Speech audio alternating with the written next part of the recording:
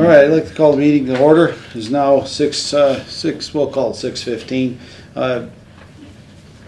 Let's get this. Recording in progress. All right. Well, watch the language, everyone will be recorded. All right. First thing on the agenda, of course, is our minutes. We're going to get caught up. I erred when putting the minutes together. I thought I had May's in there, but it turned out to be May for Traffic Commission. So we're going to get at least 3 days. Next meeting that we convene, we'll have all of the remainder of them, and I'll have them off to you of the minutes. We can get them in nice, neat order. So why don't we take a look at March? I make a motion to approve the minutes from March 25th, 2026, as written. Second. Motion been made and seconded to approve the minutes for the March 25th meeting. Are there any concerns or questions? One, in that we don't have a quorum for that because Sue was not present at that meeting. So we are in a position where we really can't vote on that.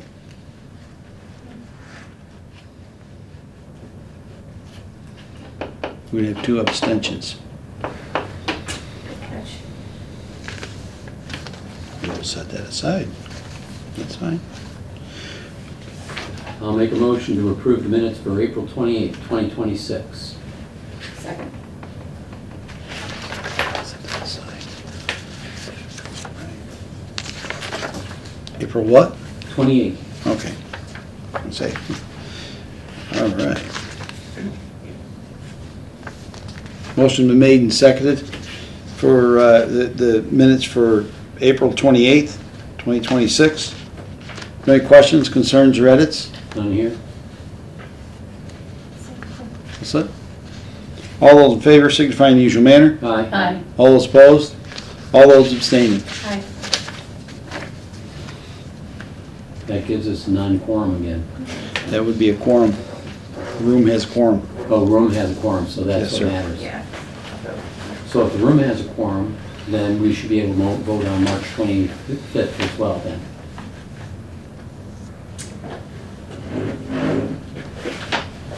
Are you okay with that, Mr. Chair? Yeah. Okay. Motion.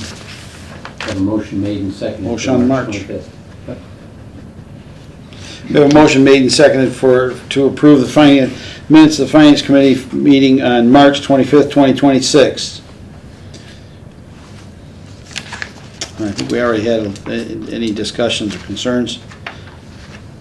Seeing or hearing none, all those in favor signify in the usual manner. Aye. Aye. All those opposed, all those abstaining. Aye.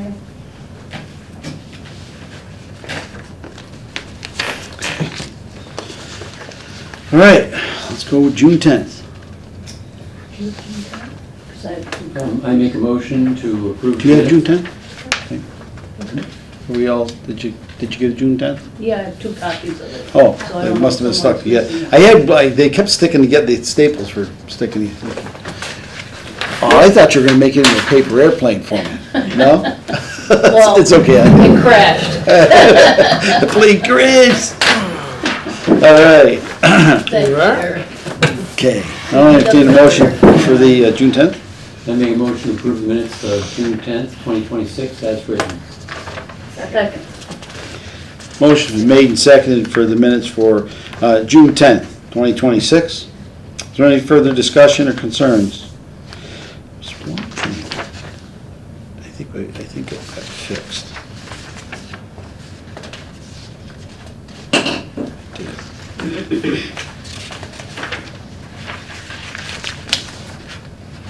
So we were kind of busy that night, huh?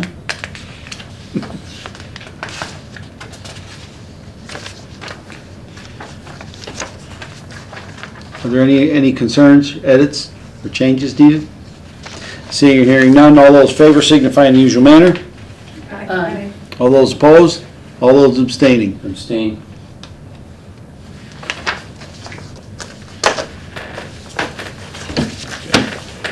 Okay, all right, on to, let's see, we're going to start with the reserve fund transfers.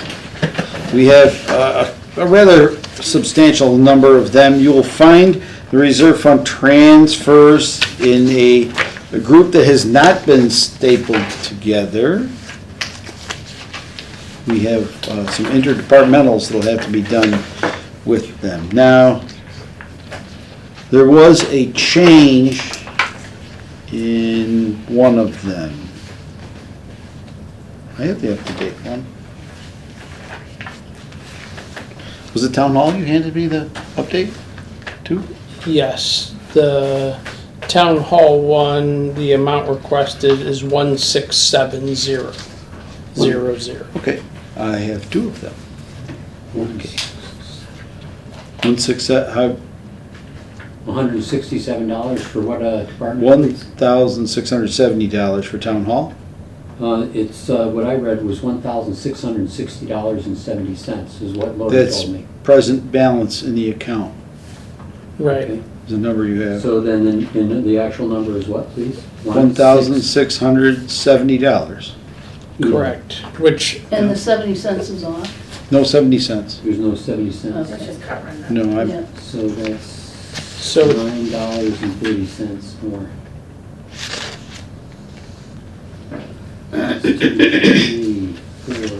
34078. was there, did she have any other changes? Her? the other Before we changes were dive into not this thing. reserve fund changes. Okay, all right, we'll. So if we're dive going into with it. your sheet, Tom, the number for my calculations would be $2,346.78. Where do you get the 46 from? It was 660.70, which is a difference of $9.30. So if I add $9.30 to 2,331. Oh, sorry, 40, Okay, not, well, we're on the same wavelength. all right. All right. Just to let everyone know, I've passed along to our fine town manager that all the various department heads round up to the nearest dollar, please. Wait till you see this. All right. Okay, Ready for we can motion these individually. We need to make a decision whether we're going to vote. We have to decide whether we're going to vote for them in mass or if we're going to vote for them individually, right? So I need a motion to do that. I make a motion that we vote for the 7 fiscal year 26 reserve fund transfers as a single motion. Second. Motion made and seconded to review and approve the reserve fund transfers in one single motion. There'll be 7. Right, 7? Yes. Did you get that right? Yeah. Oh, okay. All right. Well, is there any discussion concerning a motion in mass? Seeing or hearing none, all those in favor signify in the usual manner. Aye. All those opposed, all those abstaining. That's unanimous. Let's have the motion. I make a motion to transfer the following amounts from the fiscal year 26 reserve fund, account number 132-5782, which currently has a balance of $2,570.05 to the following departmental accounts to resolve funding shortfalls in each of these fiscal year accounts, 26 accounts. First, account number 122, select board expenses in the amount of $180.29. Second, account number 141, assessor in the amount of $10.26. Third, account number 195, town report in the amount of $310. Item 4, account number 196, town hall in the amount of $1,670. Item 5, account number 240, the building department in the amount of $118.13. Item 6, account number 693, cultural activities in the amount of $2.10. Item 7, account number 293, traffic commission in the amount of $50. The total of these transfers is $2,340.78, which is within the current balance in the fiscal year 26 reserve fund. I don't recall the town hall one going off there in that list that you did. Number 4. Okay. And What'd you get for the Did we- total balance did I- transfers? Sorry. $2,340.78. Thank you. Do I hear a second? Since I did it. Let's see.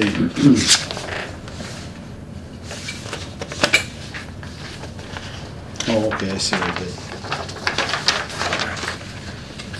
Way too many papers on my desk. Way too many papers. So I don't confuse that bad, Larry. Whew. Okay, that was a mouthful, Tom, thank you. No worries. Are there any questions or concerns with relationship to these transfers?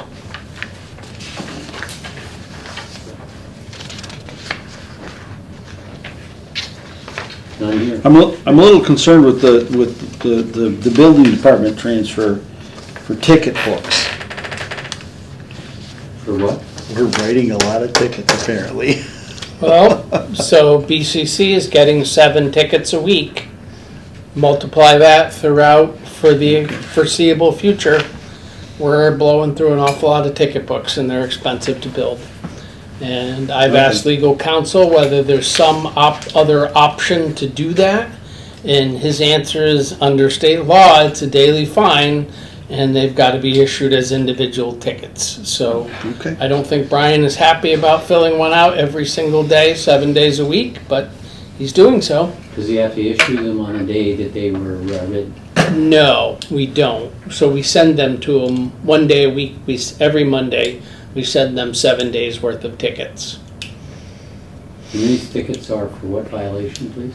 They are for the violation of the zoning Board of Appeals order to remediate the area 105-16, Okay. which they never appealed. So they missed their appeal window, so they can't contest it. But they're just refusing to do it and refusing to pay for it. Understood. Thank you.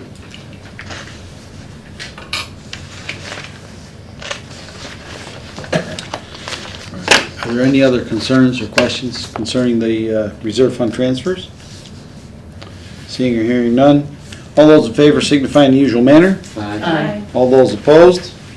All those abstaining? That is unanimous. Thank you very much, everyone. So the next is going to be, let me just get this over here. Alright, the minutes are complete. Let's put those away.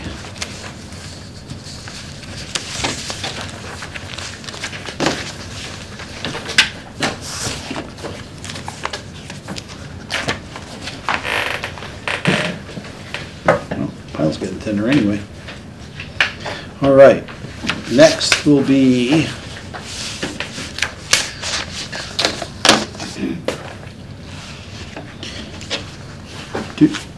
you mentioned, which did we have changes on for the interdepartmentals? So I gave you one sheet with 3 pieces of paper. Okay, tear off the first sheet and put that one aside. The next 2 are the revised transfers for that. That would explain why I had so many. I wonder why that was piled up like that. Thank you. Yep.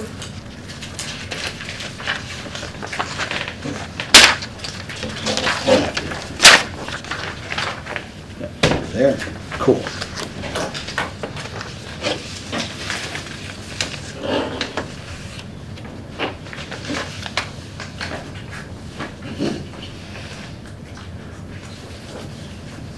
Are they revisions or additions? Yeah, I feel like they might actually be additions. okay, so The problem is, technically, you have until July 15th under MGL to submit your bills for FY '26. So we were still getting them in today and processing them, so we get as many, because we don't have another select board or FinCom meeting between now and July 25th. So we're trying to get as many wrapped up while we still can, because the remainder will just get applied to the next fiscal year. Do you have an extra copy of the 2027 reserve fund transfers that are being considered tonight? I think I sent them, I think everyone has them. We have just one, and that was for Denny. I'll read it and get it back to you. You can have mine if you want You can it. have it. Please, if you don't So I mind. got it. Nope. Thank you. I'm sorry. No, don't worry, we're all good. We're getting it. We got it now. We're all set. Yeah, I need to get mine out. Go ahead. I make a motion to make a reserve fund transfer from the fiscal year 27 reserve fund, account number 132-5782, for the Department 691, which is the Historical Commission. Historical Commission. The original appropriation was $1,200. The amount requested is $2,000. Second. A motion's been made and seconded for a reserve fund transfer from FY 2027, the reserve fund account number 132, in the amount of $2,000 to account 691 Historical Commission. You didn't see that? Okay, never mind. Well, I read it, but I gave my copy to Tom. Yeah, what happened is the building inspection department requires that they have a porta potty over at the Who's house. And it wasn't considered in their budget at the time. Oh, thanks. Tom, you good, Richard? Okay. Tom? No, I'm good at the moment. Oh, you're good. I needed it for purposes of making a motion. I read the document, I realized the $2,000 is for 5 months of rental of the porta potty, so that makes it understandable, $400 a month for porta potty. And building Boy, that's an inspector expensive required. big square That footage. seems like a lot of money does for seem They, like a lot. porta for, potties. if you figure those things are, let's say for round numbers, they're 4 feet square, right? So 4 times 4 is what? Don't calculate the rent. You're not gonna like the number. I'm a lot not gonna like the number. Pretty shitty. Exactly. Yeah. FC, just to let you know, the FCC's not watching this, so you can use foul language. Oh, it might be. Rob might have certain objections to this. We have one up at the golf course. I wonder how much we pay for that. Yeah, it'd be kind of curious. Bud didn't say when we talked to him about it, Bud did not say how much he was paying. Because he has them at the parks. He had to have them at the, I know they have one down at Green Ridge. There's another park that he has it at. And then Pine Grove has bathrooms. He has like, another one up at the transfer station. Transfer station, Chamberlain. Chamberlain. There's one over at Chamberlain, huh? One There or used to be two. restrooms over They there. have bathroom there. Oh, there used to be, I thought there was restrooms over there. There might be bathrooms attached to the concession. I thought there was. There might be. Yeah, on here. So, yeah, although the Little League may pay for that too, if that's the case. Looks like it's in Hard to it's on say. the high side. Yeah, it does seem rather high to me. Yeah, it's not. So 4 months, that's But I'll bet you it's the only place, the $100. time for crying and screaming is over. It's, the horse will left the barn. $400 a month. Holy smokes. Mm-hmm. That's a lot of money. I think we ought to take a look at that and see if we can find another vendor. That's what I'm thinking. Okay, all right. Are there any other questions or concerns? I did speak to Dennis Crockwell about this. It ends up being $25 a square per month. That's a lot of money. That's higher than what it is per year on a commercial piece of property. per square foot. Dang, that's a lot of money. I'm in the wrong business.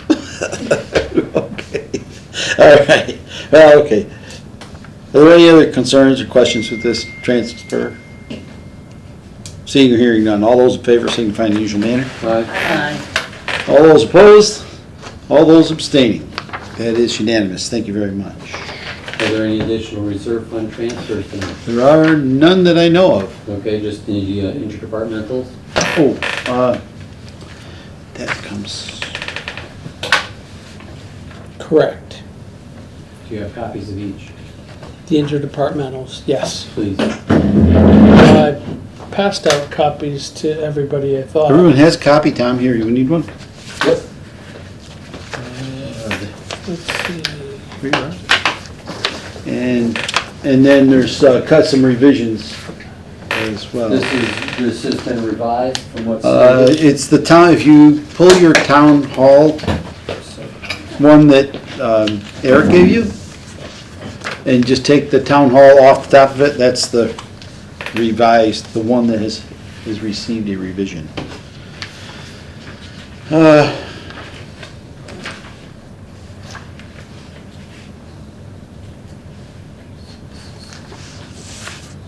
These, Eric, I think these 210s, we could couple all these. It's just account 210 and none of them are salaries, right? Oh, No, salaries. no, there's both salaries in here as well as operating expenses. Okay, so 210, So this packet here in its entirety is related to fiscal year 27, is that correct? No, 26. 26. This is all Everything, 26? yes, this is all cleaning up last year's. Understood. yeah, just, so. And all of these are different from what we've already motioned in past. Correct. Okay, very good.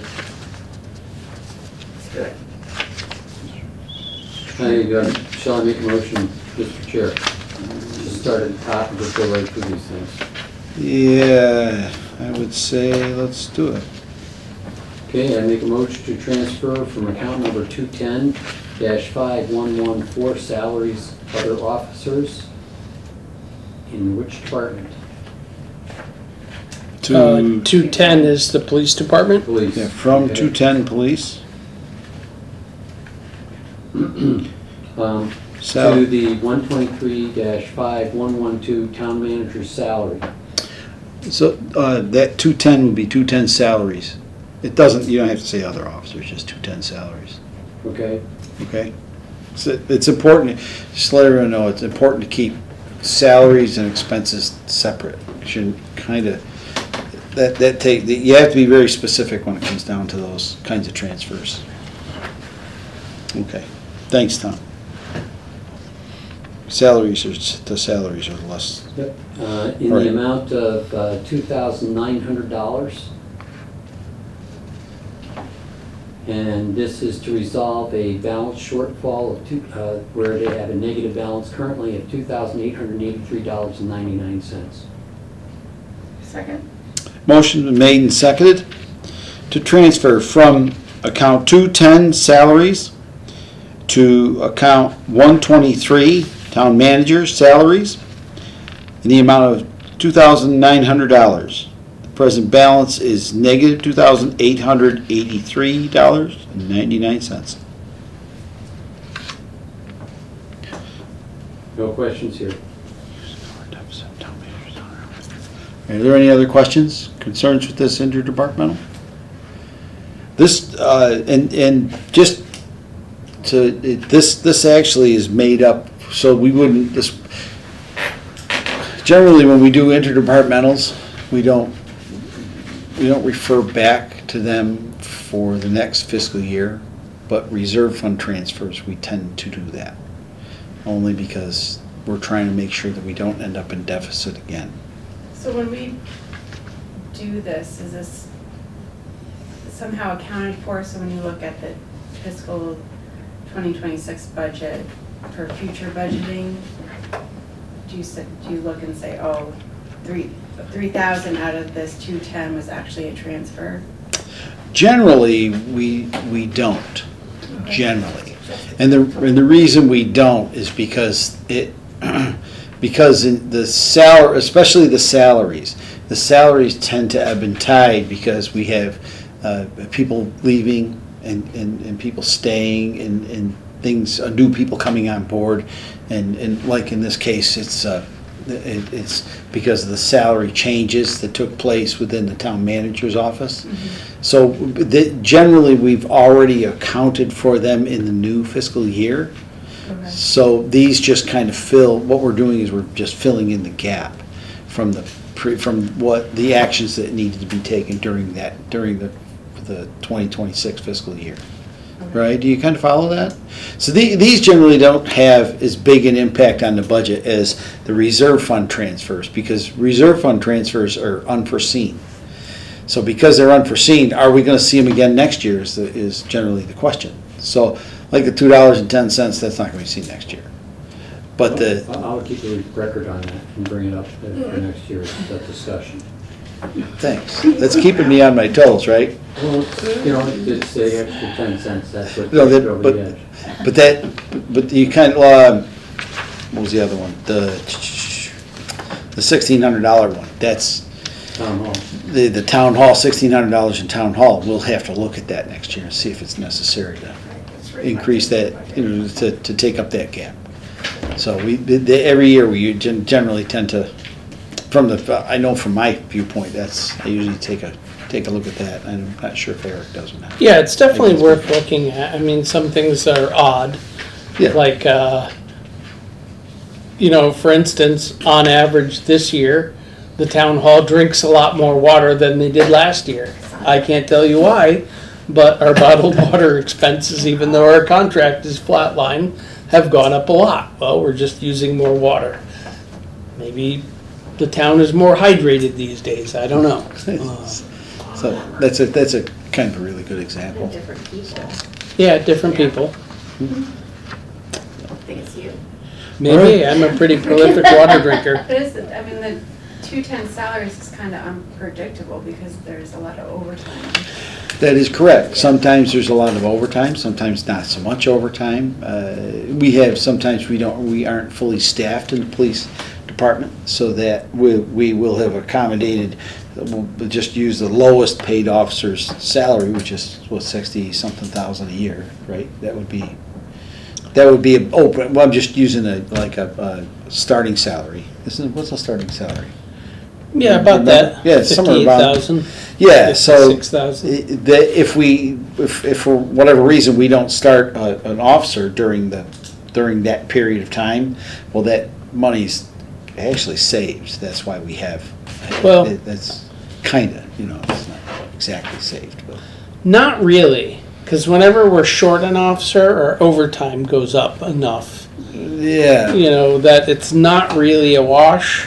We're actually cheapest when we're fully staffed and nobody's on maternity or paternity leave or anything else. That's our cheapest operating mode. Yeah. But you can't guarantee it. People have kids, Yeah, people quit. It happens. Yeah. Yeah.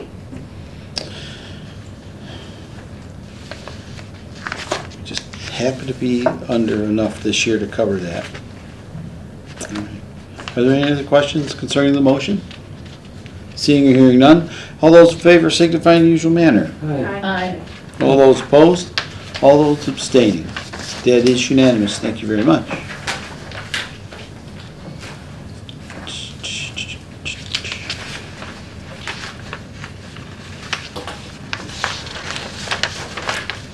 I make a motion to transfer from account 210 police expense to account number 151 legal expense, the amount of $7,900 to resolve deficit of $7,881.38.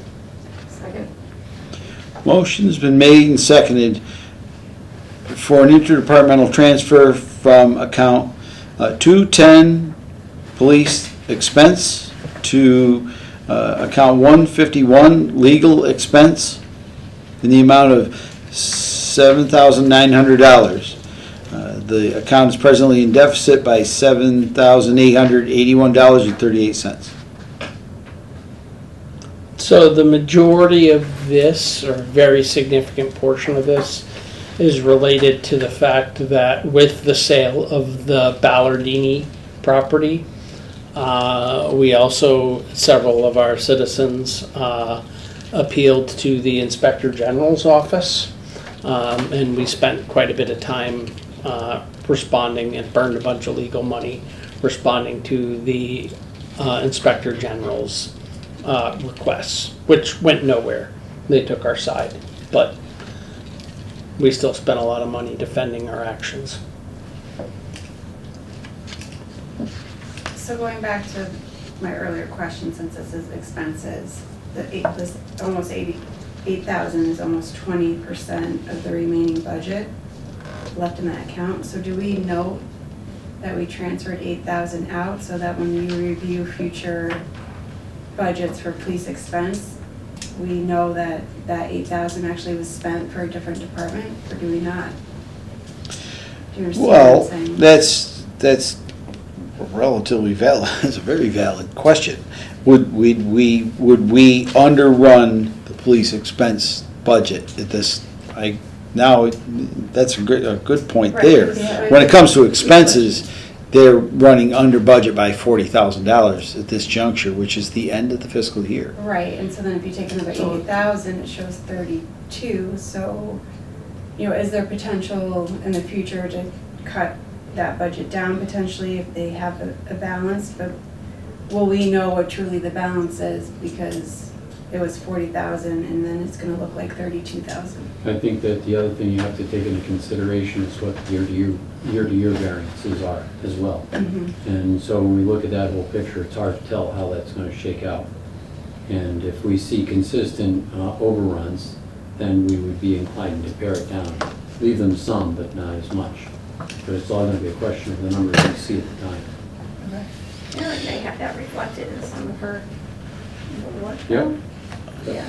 So, and the other thing is that we do their biggest, essentially, surplus in their budget right now related to the police expenses is their training budget. And that is because a portion of that can be grant funded, but not reliably. And they also have the option of doing virtual training versus in-person, which saves an awful lot of money. Yeah. So the biggest difference is kind of a concerted effort on their part, to grant fund what they can. And I would tell you their track record is pretty good about grant funding a lot of the training resources, as well as requiring virtual training instead of in-person training.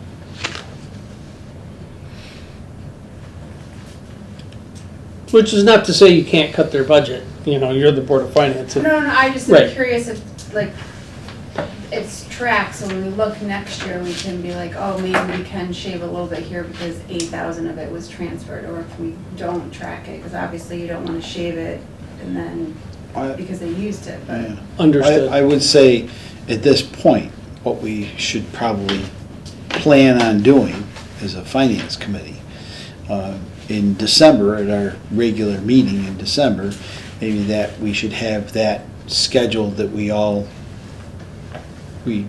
look at, bring out all of our reserve fund transfers and and see what it looks like. Okay.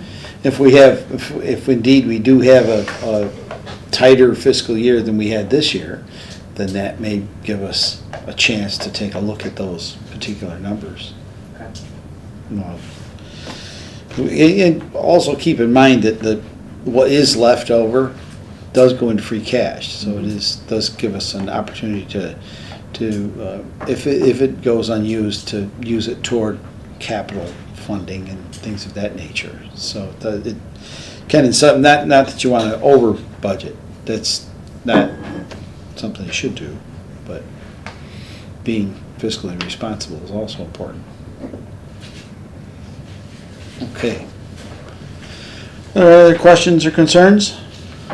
Seeing and hearing none, all those in favor signify in the usual manner. Aye. Aye. All those opposed? All those abstained? That is unanimous. Thank you very much, everyone.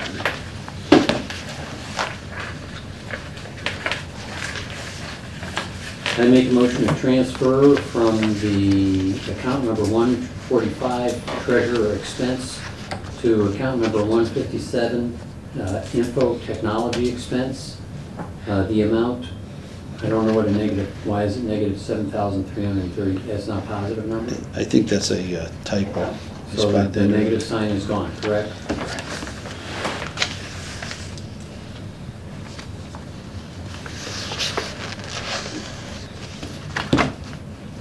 Under the amount, Is the the transfer amount, not under the present balance. Right, The transfer amount says requested negative. So is should I 7. interpret that negative sign as typo and just? That's ignore it? typo, yeah. Correct. Oh, yeah, I know, yeah. Okay, good. I follow So you. then the amount to transfer is $7,352.69 to resolve a deficit of the same amount.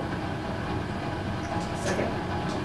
Motion been made and seconded to transfer from account to transfer account 145 treasurer expense to account 157 information technology expense in the amount of $7,352.69.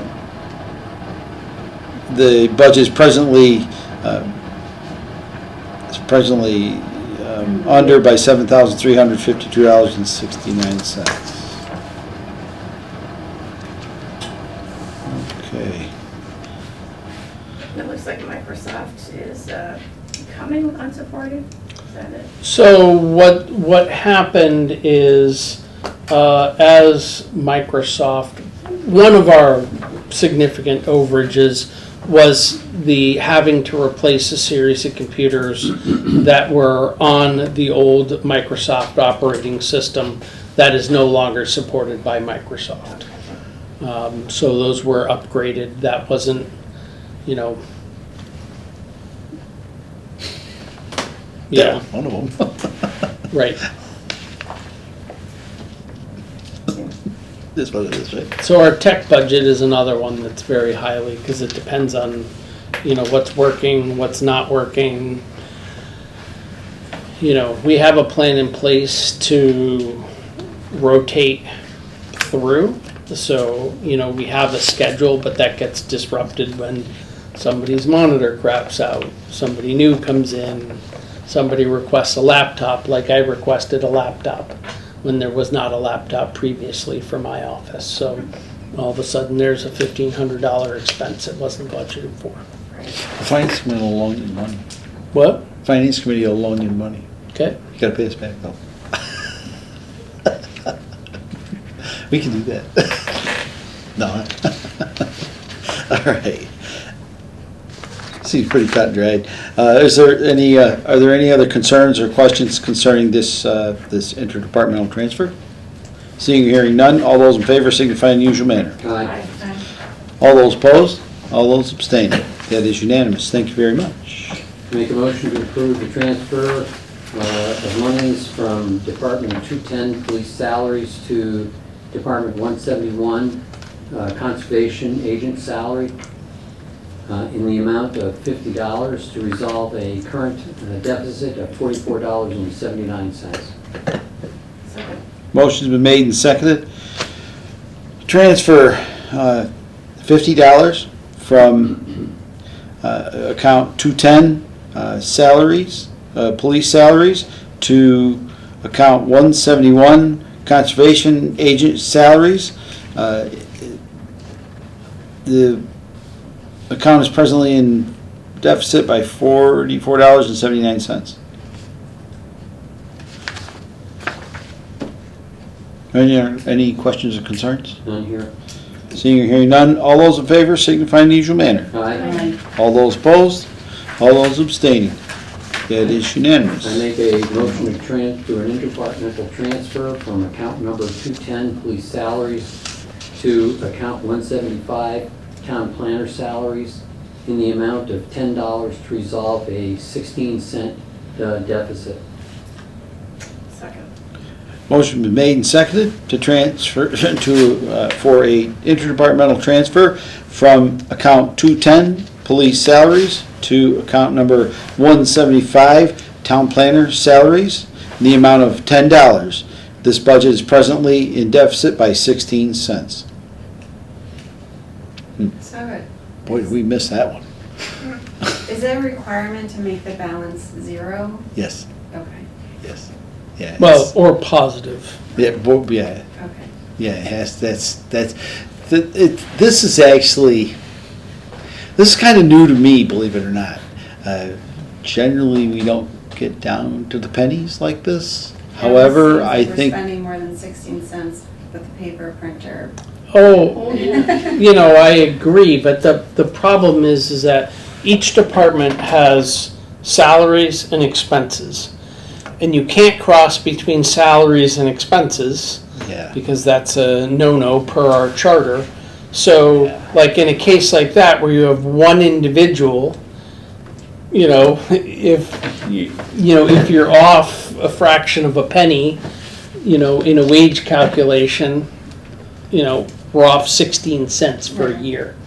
That's about an extra minute of salary. and I do agree, I used to make a lot of noise about things like that, but as the years went on, I learned that you kind of have to, it's unfortunately that we're looking at 16 cents when we just probably spent 30 or 40 cents on paper going around the room for all of us to see, and electronics and such, so yeah. It's difficult to wrap your mind around, but sometimes those pennies can end up being dollars someplace else. Well, I've seen it do that, actually. the way we budget, you know, per the charter,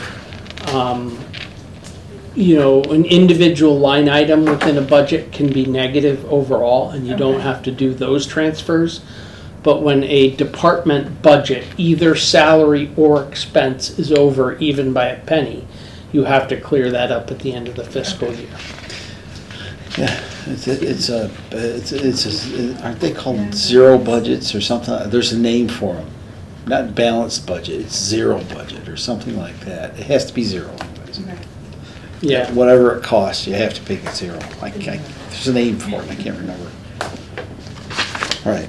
Be thankful our charter doesn't require us to balance individual line items, because that would be problematic.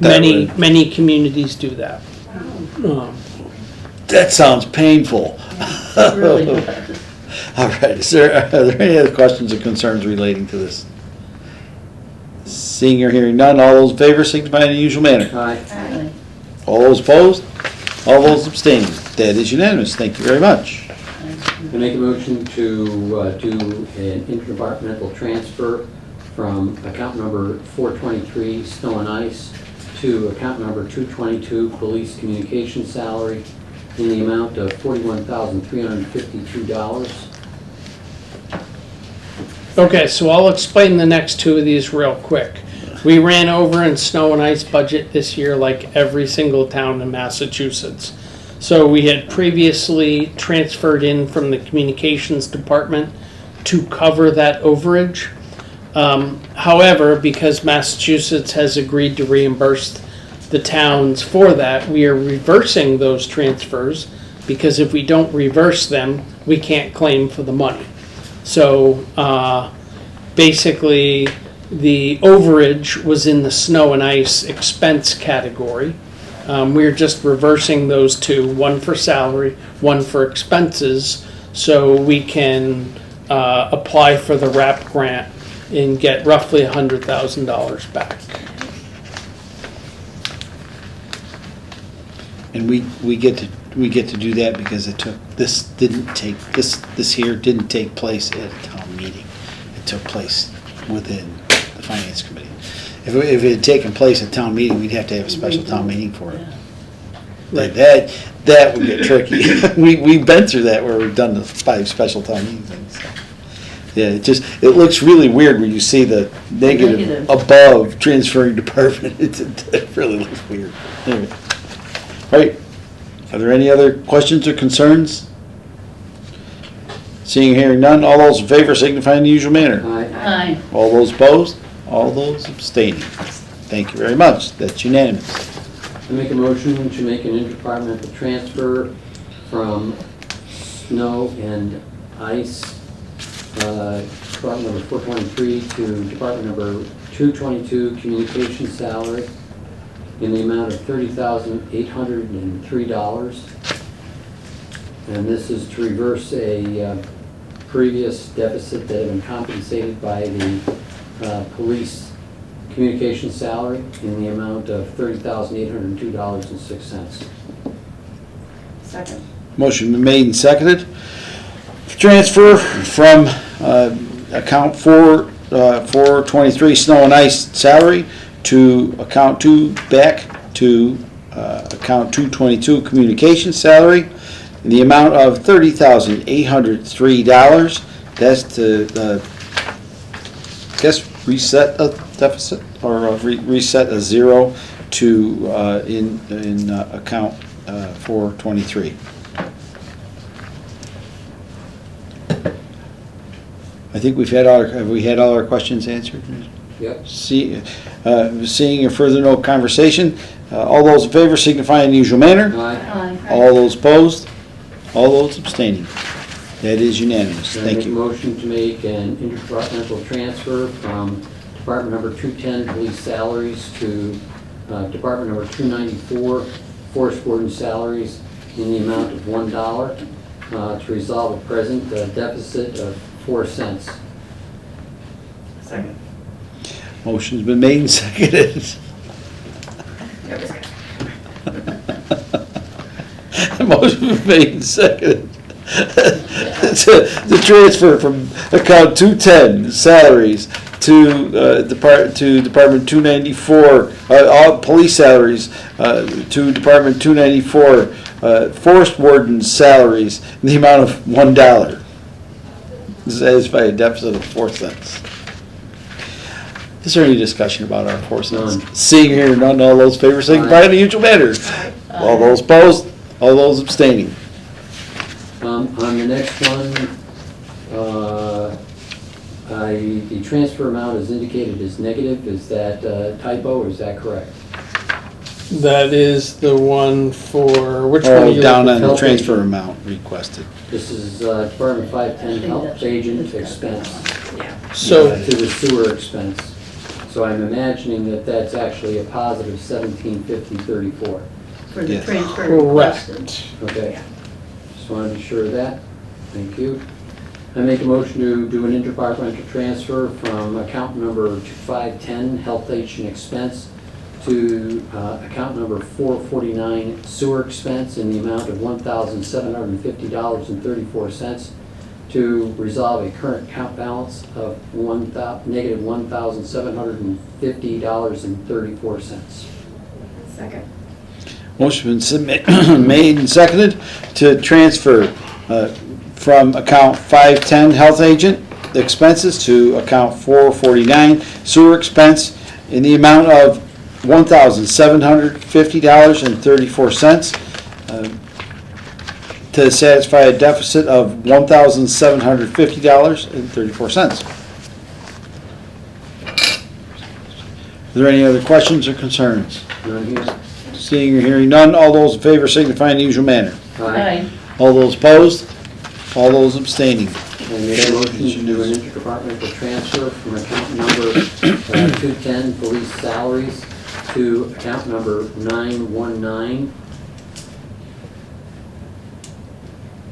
Not sure what 919 account is. Vacation It's Vacation vacation payout. payout.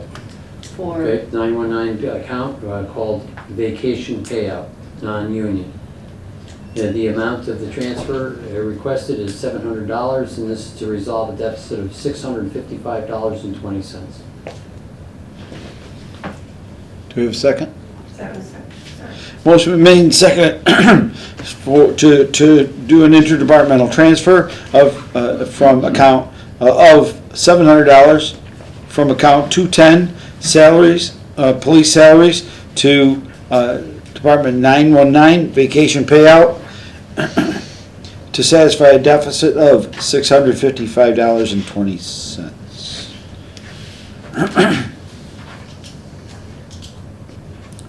So we got a nice payout. That's pretty cool. Are there any other questions concerning this? Seeing or hearing none, all those in favor signify in the usual manner. All those opposed, all those abstaining. That is unanimous. Now, we have one more of those sweet things, the 210 software support agreement one. Did you have it? Yeah. There, you want it? I'll make it into a plane for you. There's one right. No, There you are, sir. is that both of them? You said there are two. Oh, I think there are two there. there you are, sir. Whoop, I'm sorry, Tom. And other supplies, for 6,825. I make a motion to do an interdepartmental transfer from account number 210. Software support agreement, it's gotta be police software support, that's 210 account. To 190, department number 191, building and property maintenance, in the amount of $800 to resolve the deficit of $777.43. Is there a second? Second.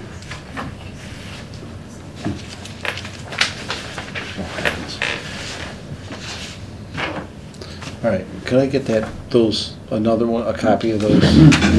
Here. Motion's been made and seconded. Oh, here you go, Tom. Oh, good, thank you. Motion been made and seconded to transfer from Department 210, Police Software Support Agreement to account 191, Buildings Property Maintenance, in the amount of $800 to satisfy a deficit of $777.43. So references 191 and it also references 192. Receiving Department, okay.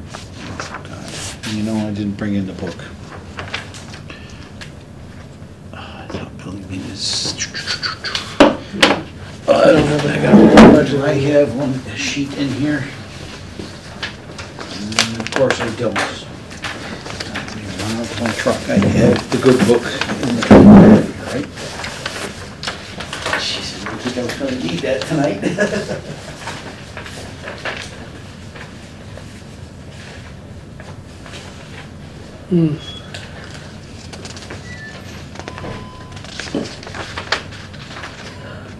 I suspect that's just a typo, because I know Lori was doing this. That's why these are separate. Melissa gave us another the round of 3 at about 4:40 this evening. Are there any beyond the two that are in front of us at the moment? No, and now to be honest, I mean, Lori handed these to me as I was walking out the door in a Fine. packet to come here. But I just So trying to understand whether there's a 13th and a 14th or so after we finish 11, which we're on, and 12. Nope, as far as I know, these are the last 2 right Fair here. And I actually think looking at this is that. Got this thing.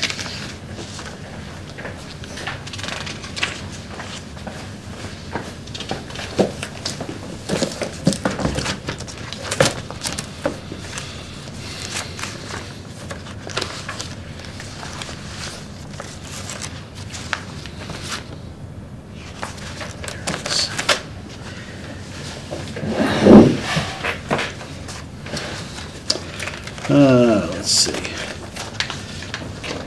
192, actually, it's not 191. 191 is vacant building maintenance.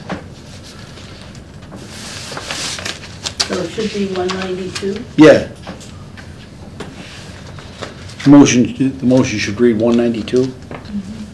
Okay, so now, since it's been approved and seconded, I'll make an amendment to change the account number from 191 to 192. Second. Motion been made and seconded to amend the motion to read 192 instead of 191. All those in favor? Aye. All those opposed? All those abstaining? All right, motion is amended.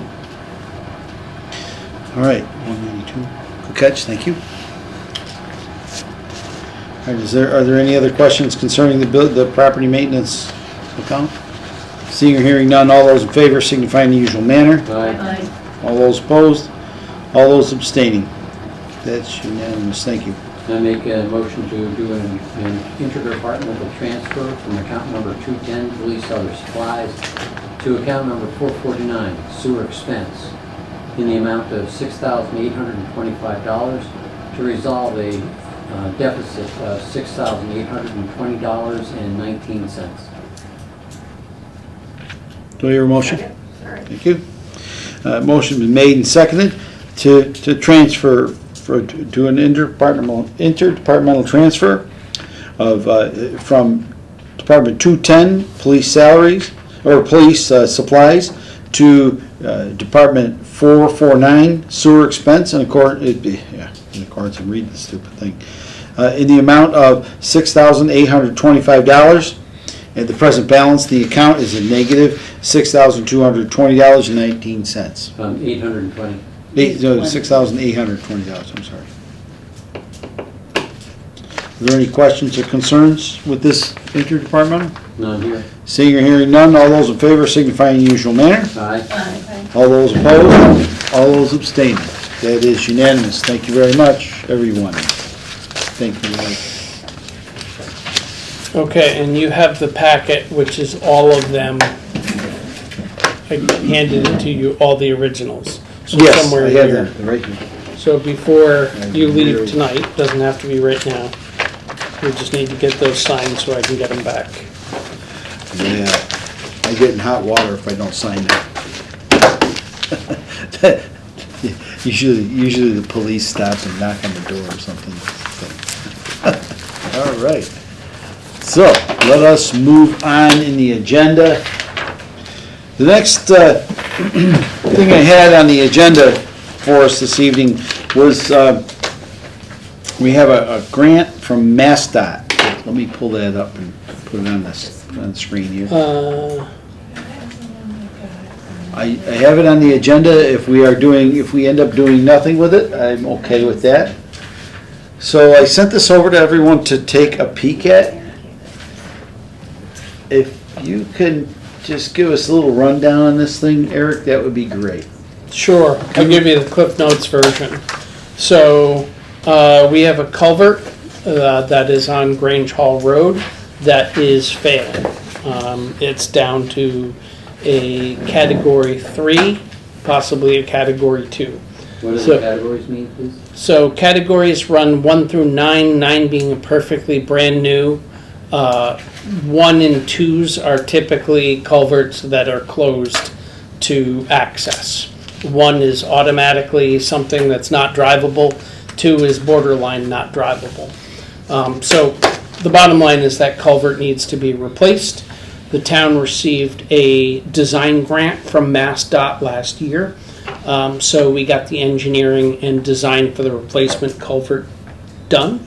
We applied again this year. When I say we, I mean Bud. I actually had nothing to do with it. Bud applied for a grant for the culvert replacement once the engineering was complete. We got the maximum amount they allow under that grant project, which was a construction grant for $1 million. The issue we have is it's not a $1 million project. It's roughly a $2 million project. I didn't feel comfortable. This is all I'm signing for is that we're agreeing to do the project. FinCom's aware of it, Board of Selectmen's aware of it, but when I sign this, it's with the realization by everybody that we still have to come up with roughly $1 million of town money to fix this thing. I don't want to accept the grant officially until everybody's clear that this is not a 100% funded project. This is a project that is about a half funded. We do have the money in the stabilization funds. We can do it. But it's going to have to be, the town's going to have to determine. It would have to go to town meeting to finally determine where the other money's coming from, whether it's coming from stabilization funds or short-term borrowing or what the town wants to do. Let me ask you But since about it's a short-term or versus long-term borrowing. right, Mainly thinking that if we did, because culvert's a bridge, and just to let you know, it's, it's 0 to 9, 0 has failed. That's gross, just to let you know, seen many, it's unfortunate. You said we're at a 3? yes. Possibly a 2, yeah, those are just as terrible, so when you get to a 3 or below, generally it should have been closed anyways. So we're pretty fortunate no one's fallen through this thing yet. Is it at the bottom of Grange Hill? Yeah, It's fairly far down Range Hall. yeah, it's right in that kind of a hollow. Yeah. Yeah, it kind of looks like it's going down all the time. Yeah, that's the one. So it seems, to me, it seems kind of expensive. However, that means whether it's expensive or not, kind of means little in the big picture. It almost seems like they're trying to build a bridge, but they may have run into some troubles in design, because a lot of the culverts today, especially larger ones like this one would be, a lot of times they end up designing them as bottomless culverts. They're kind of built like a bridge. A lot of them today actually are aluminum. They test the water and they use aluminum to do it, which is kind of really cool. Culvert has a big, Some are round, some are elliptical. Some of them have kind of flat bottom on them. Some are bottomless. There's arch culverts. There's a great host of culverts. Once they get past 10 feet, generally they become a thing called a BRI, or a small bridge. And that might be the program that they're looking at, it's the BR, what's known as the BRI. When I was, just about the time I was retiring, the BRI program was just beginning to spin up, 10, 11 years ago. Now, they were just beginning to spin that thing up. So it sounds like a BRI, that would fit the $2 million number, I think. But just a simple culvert, say a 4-foot round concrete culvert, doesn't fit that at all. But I think there's a lot of water runs through that thing, as I recall. Different times of the year, different years, yeah. Yeah. So, but what do we think for something like that? The life expectancy is 60-ish years. Yeah, I mean, Wouldn't that it looks be- like this is going in as a U-shaped or bottomless culvert, which is a box culvert. Pretty standard these days. Yeah. I'm going to go see one that's over on Lower Valley Road. There's one. Really cool.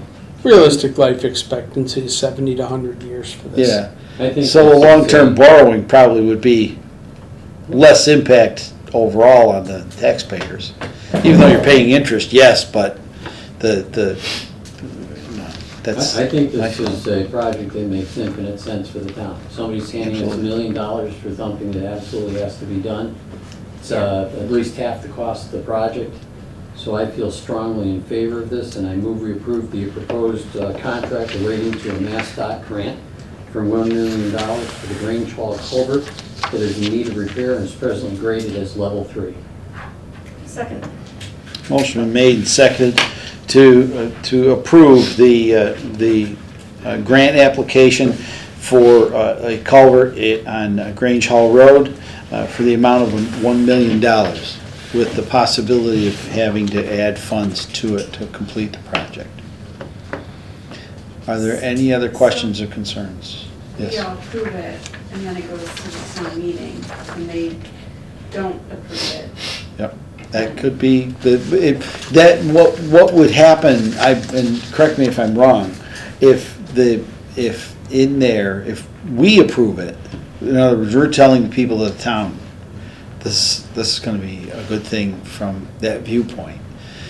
And people decide that they're uninterested in improving upon something like that. In other words, I suppose it conceivably could happen, because the culvert is just west of Patricia Drive. Well, we're gonna let that thing close and let everybody drive around Patricia Drive. It could be a lot of noise, let's just put it that way, but conceivably, that could happen.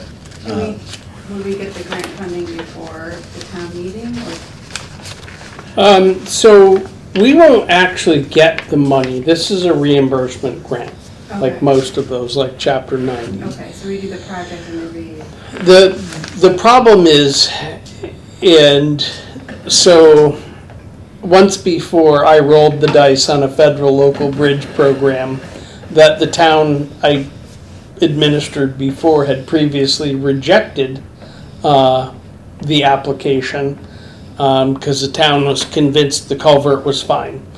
I put it back in the federal local bridge program anyway,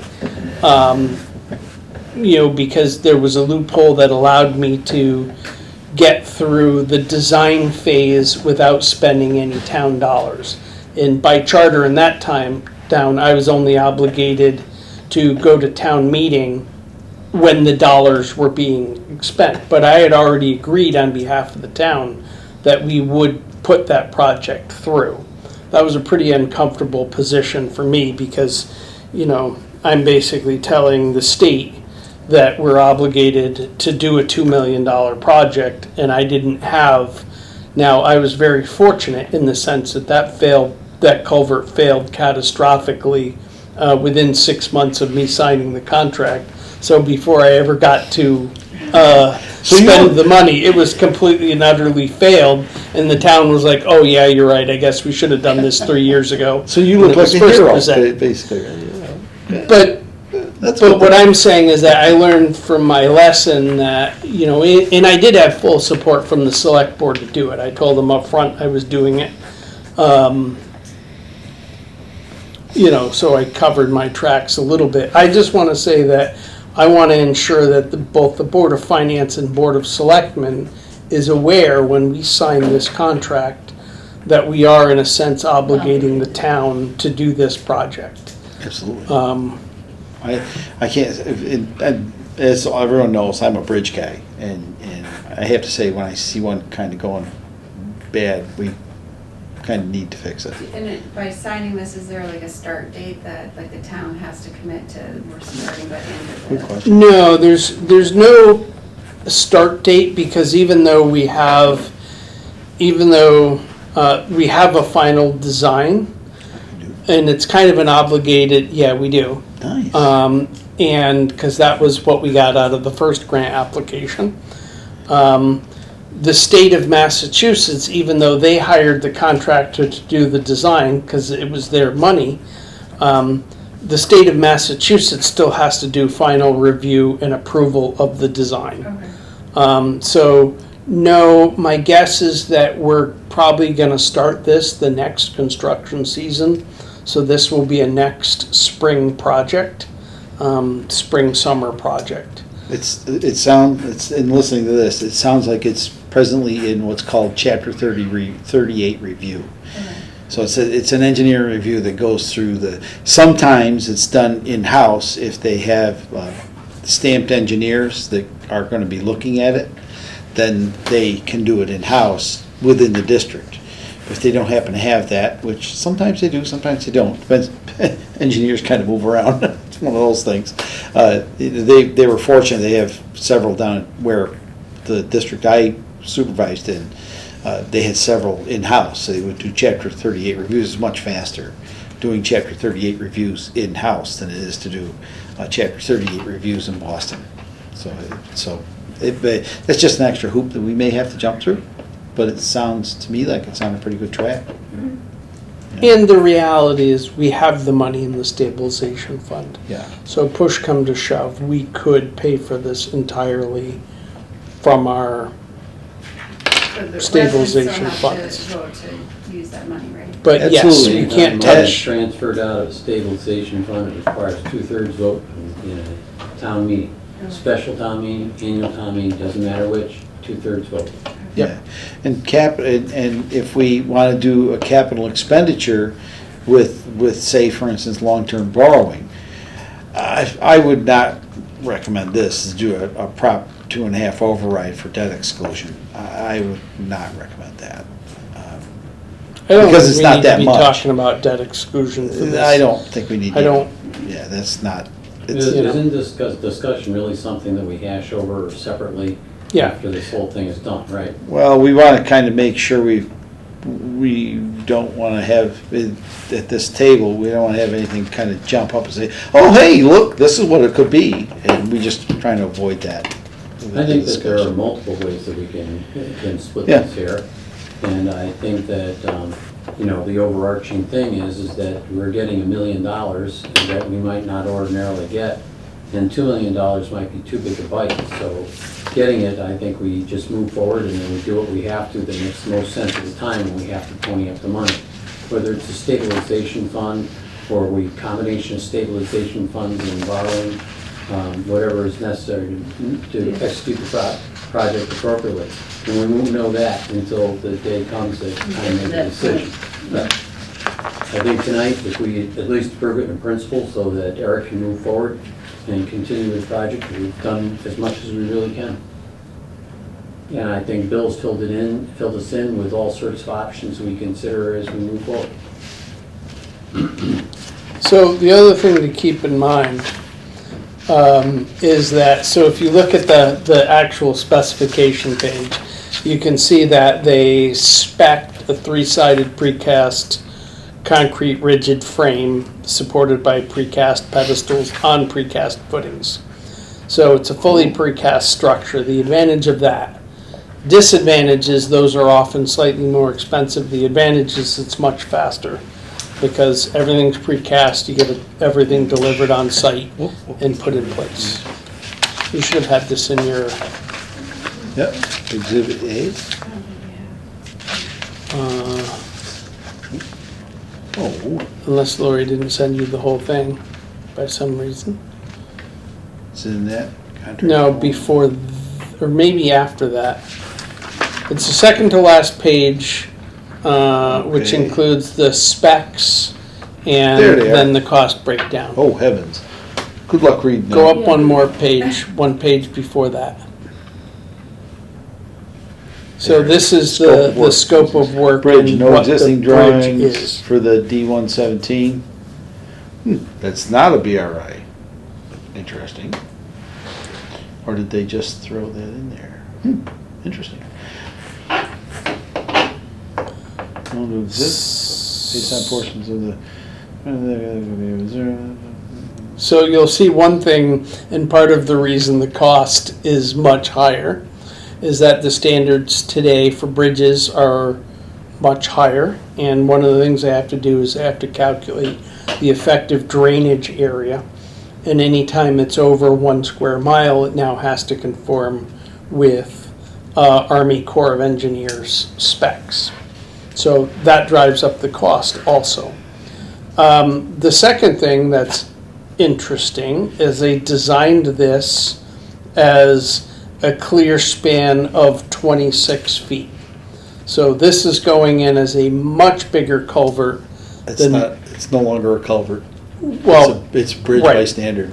right. And the advantage of that is if we ever had to replace this at 26-foot clear span, this is a federal local bridge application as opposed to a small bridge application, which automatically makes it eligible for 80% funding by the federal government. Yeah, being that they are going up that far, it may be eligible for Fed funds.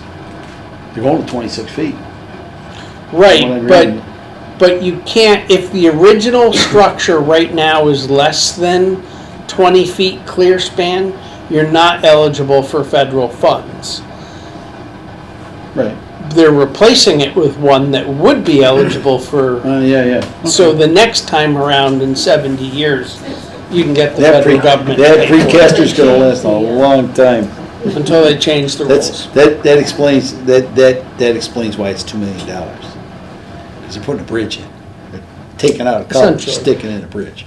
Those precast arches, those are cool. They're a very cool bridge. All right, are there any other questions or concerns with relationship to the motion? Seeing or hearing those, Seeing or hearing none, all those in favor signify in the usual manner. Aye. Aye. All those opposed? All those abstaining? That is unanimous, thank you. All right, trying to get two things done here at once. So the next thing, where's the agenda? Policies. Let's see if we can get, now, Do we want to do policies or contracts next? let's, no, I let's guess stay it on doesn't con- matter in Well, order. let's stay on contracts, let's go, because that was in the contract section. Okay. Contracts.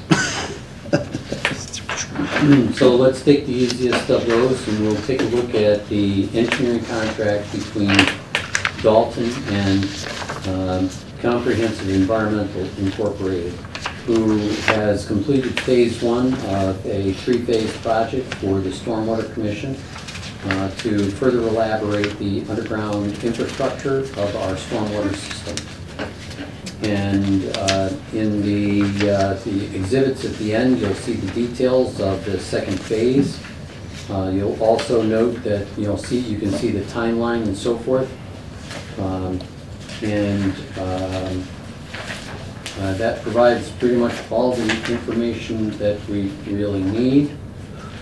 This is a two-sided document, and the scoop is the pages, the even pages did not get copied, so I apologize for that.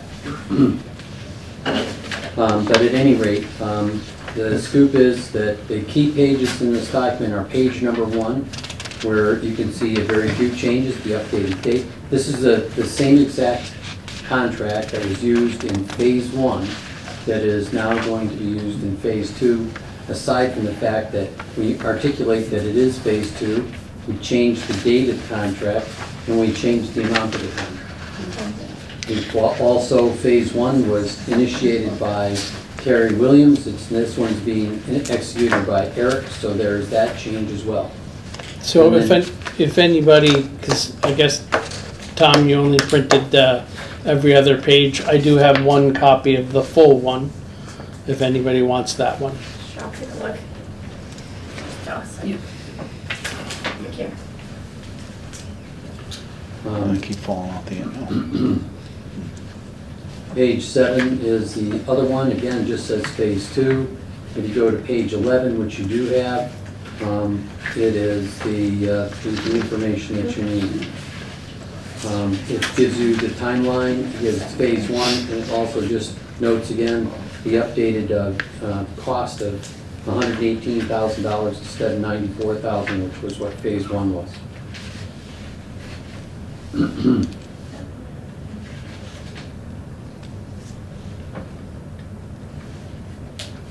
Are there any questions that I can help with in regard to this document? This is basically a boilerplate contract for the town of Dalton, which was adapted for use with CEI. And with any boilerplate contract, the way that it varies is within your appendices, or your exhibits, as they call them here. And this Exhibit A is your services, and Exhibit B is your timeline and your schedule of fees. And in our previous meeting, we went through the schedule of fees for this particular contract. So you're down to, in Exhibit A, visual camera inspection. You say this hasn't changed, so we, did we, in phase 1, did we do one of these CCTVs? No, it's only phase 2. It's $15,000 a mile, and we originally proposed 3 miles, which would have been $45,000. That exceeded the threshold that the select board was comfortable with, which was $100,000, so we eliminated it from phase 1. We put it into phase 2, and we narrowed it from 3 miles down to the key piece, which was 1/2 mile, so that we can do Walker Brook between the corner of First Street and Field Street Extension, all the way out to where it discharges into the river.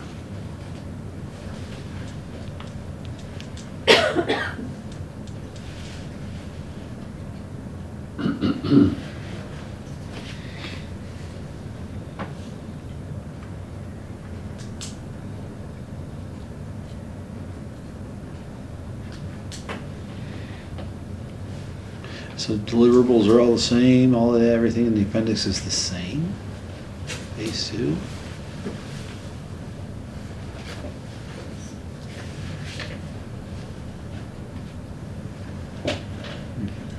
Okay.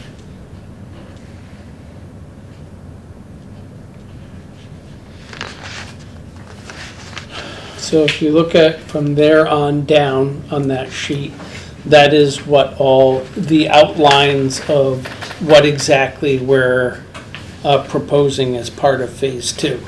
What monies when. You'll notice Right. also on that document, it says phase 2 and phase 3, so the monies are allocated already for phase 3. That's only gonna take an incremental $36,000 in fiscal year '28 to complete. And through this effort, not only do we get the infrastructure well documented, but we get their MS4 compliance up to standard for the state. Because we had several serious compliance issues. It's pretty much all documentation. There is some, outfall testing and so forth. We're going to get a lot of great features from this. We're going to get the details we need from this work, so we know the size, the nature, the status of each one of the catch basins, and there's 765 of those. So we'll be able to plan through the capital planning committee remediation of any catch basins or manholes that are substandard. It will give us sufficient detail in terms of pipe diameter, quality, and lengths that Waterworth, the company that takes a look at these projects and helps us do financial planning, will be able to accurately help us think through and schedule each of the incremental pieces of work so that we can afford it. So they'll see what we can and can't afford. They'll figure out the priorities. They'll figure out how much to set aside each year. Give us suggestions about how much to borrow. They'll also further inform us about if you delay, this is how much more it will cost. Not trying to push us to not delay, but making sure we have full information so we move forward. We know what we're saying yes to and what we're saying no to. And we will consider that separately as part of the other contract we have to consider. But this contract here is setting up the information necessary for Waterworth to give us as much information as we want. Or a need, actually, I should say. It's not a want thing, it's a need. Because our infrastructure dates back, some of it, to well over 100 years, and well, beyond its life expectancy. So there are concerns that we don't have the sustainability that we would hope, and it has not received any real attention. Bill did a quick look around in town and found out, with a quick survey, he found 30 catch basins that were in need of repair. Typically, they think somewhere between 5 and 10 catch basins per year they kind of try to address a little bit. But obviously from this, it suggests that it's a lot more comprehensive than would immediately meet the eye. And of course, we're advantaged because Bill, playing DOT inspector and engineer for a million years, has a honed eye for that kind of stuff. So we're really advantaged having him on the Stormwater Commission. Are there any other questions I can help people with?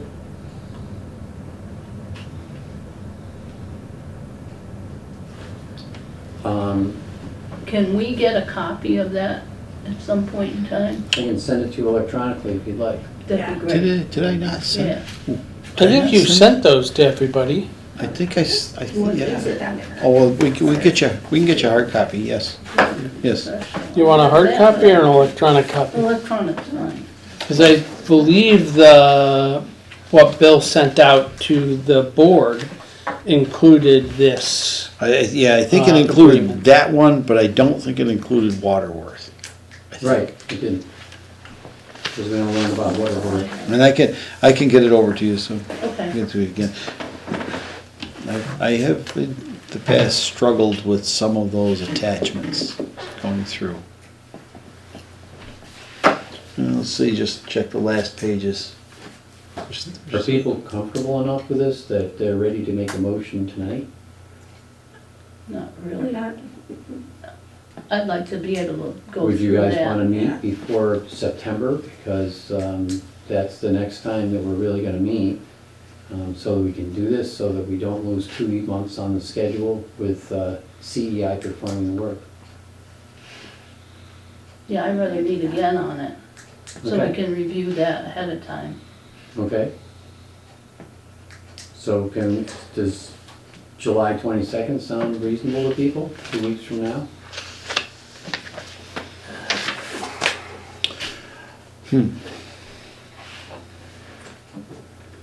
Alright. haven't found anything better to do yet. At what time?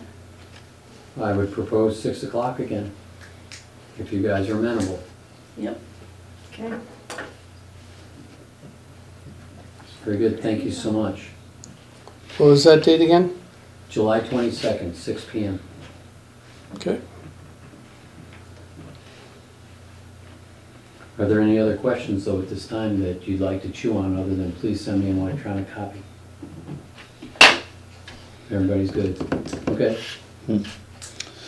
Don't hesitate Did you get that, to Rob? call if you have any questions between now and then, too. Will do. Oh, damn it. I screwed that one up. How did you screw it up? I signed where the select board's supposed to sign. Going along, I'm thinking I'm in the reserve fund.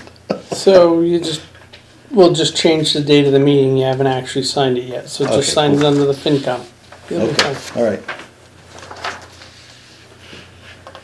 Sorry.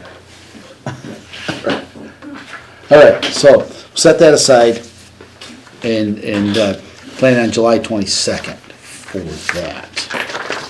Now,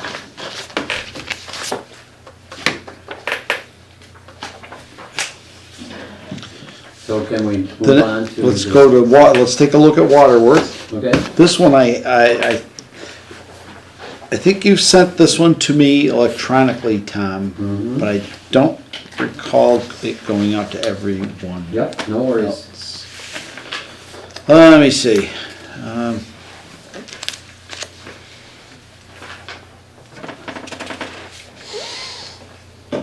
Let me see if it's the reason.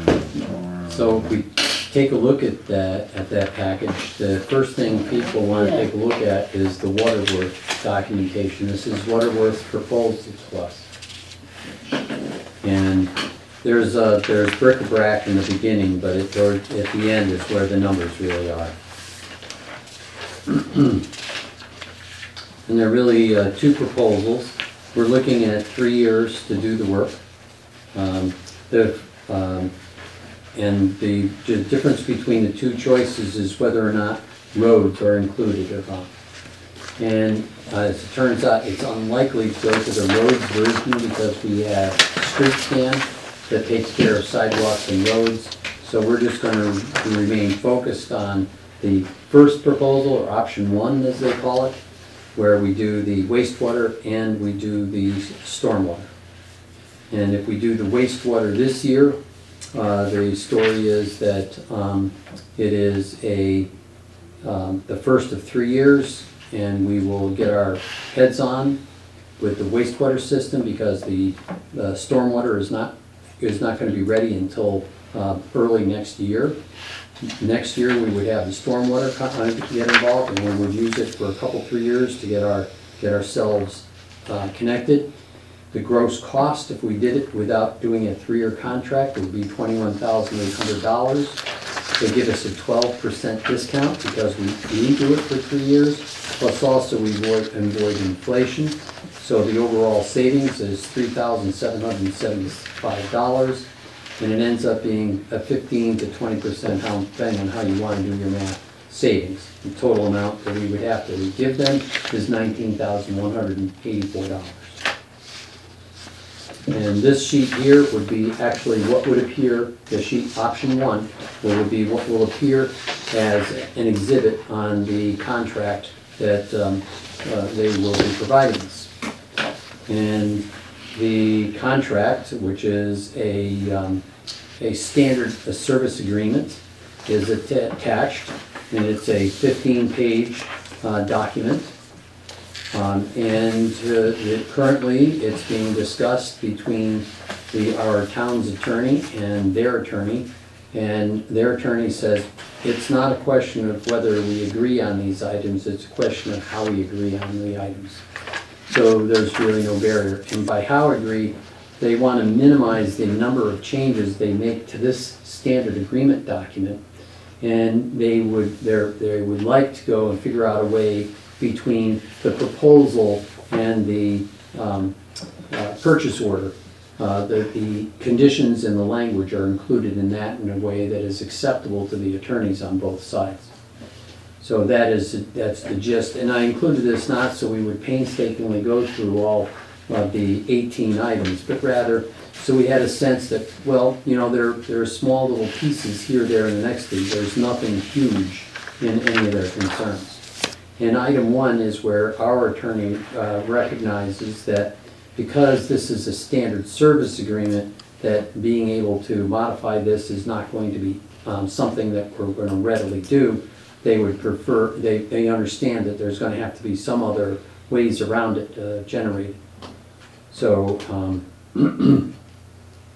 at any rate, the two parties are in phone conversation and in email conversation at this point. And hopefully within a couple of days they will have resolved it.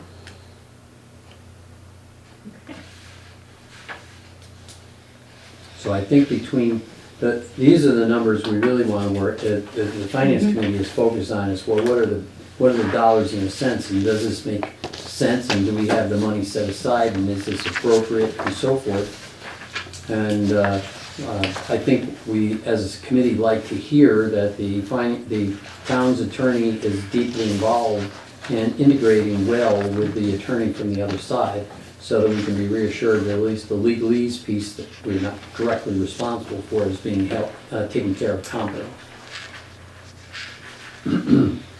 So, what is this doing? It talks about sewer rate fees. Is this separate from the sewer rates we pay? So the sewer rate fees there, what it helps you do, and this was clear in the handout that I gave out last time, which was focusing on this. You could see where they create a model, and if you have a concern about the way that funding is trending, you can go and tweak the model and see, well, what do I have to do to get things to reconcile so things are right? You don't just say, well, let's try X number of dollars. We'll just use that as our sewer fee. You can try this model, and it will show you what the impact of that is over time. So is this tied to the sewer fees where we already, as residents, are getting billed, or is this a new sewer fee? Nope, this is it. This is what it's saying is, okay, you've got a current existing sewer fee that you're paying. We recognize that, you are creating an enterprise fund that's going to create one level of additional concern and requirements. You are also going to try to fund your capital projects through the enterprise fund rather than through a sewer stabilization fund. In fact, the existing sewer stabilization fund, at some point, those monies will be transferred over to the enterprise fund because those were set aside for sanitary sewer. That funding, that particular stabilization fund will become the stormwater stabilization fund with a zero balance to begin with. But that'll be how that is going to be resolved. But for additional monies, both to pay Pittsfield, because we've got to pay Pittsfield a lot more, and also to start accumulating some monies related to what we have to do to repair infrastructure. Our fee is going to have to be adjusted. And we'll be able to see, the balance between, well, this is what necessity says, this is what, the people can tolerate, and we just put all those different variables together and settle on a final user fee that we're able to manipulate because we can actually modify the model. We can change things. We can say, well, what happens to this? What happens to that? It gives us a very powerful tool to project. So this is a tool to help dictate the current sewer rates? Help inform us so that we can decide on it. So it leaves it up So we to can us. then adjust rates by looking at all that information. It helps us accumulate everything into one place And it has the ability to change how much we save, how much we put in stabilization funds, how much we go and have is through debt service, how much we try to go through grants.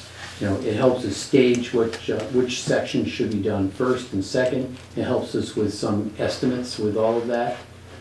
So it's a relatively comprehensive tool to inform us as we try to navigate through this challenging situation.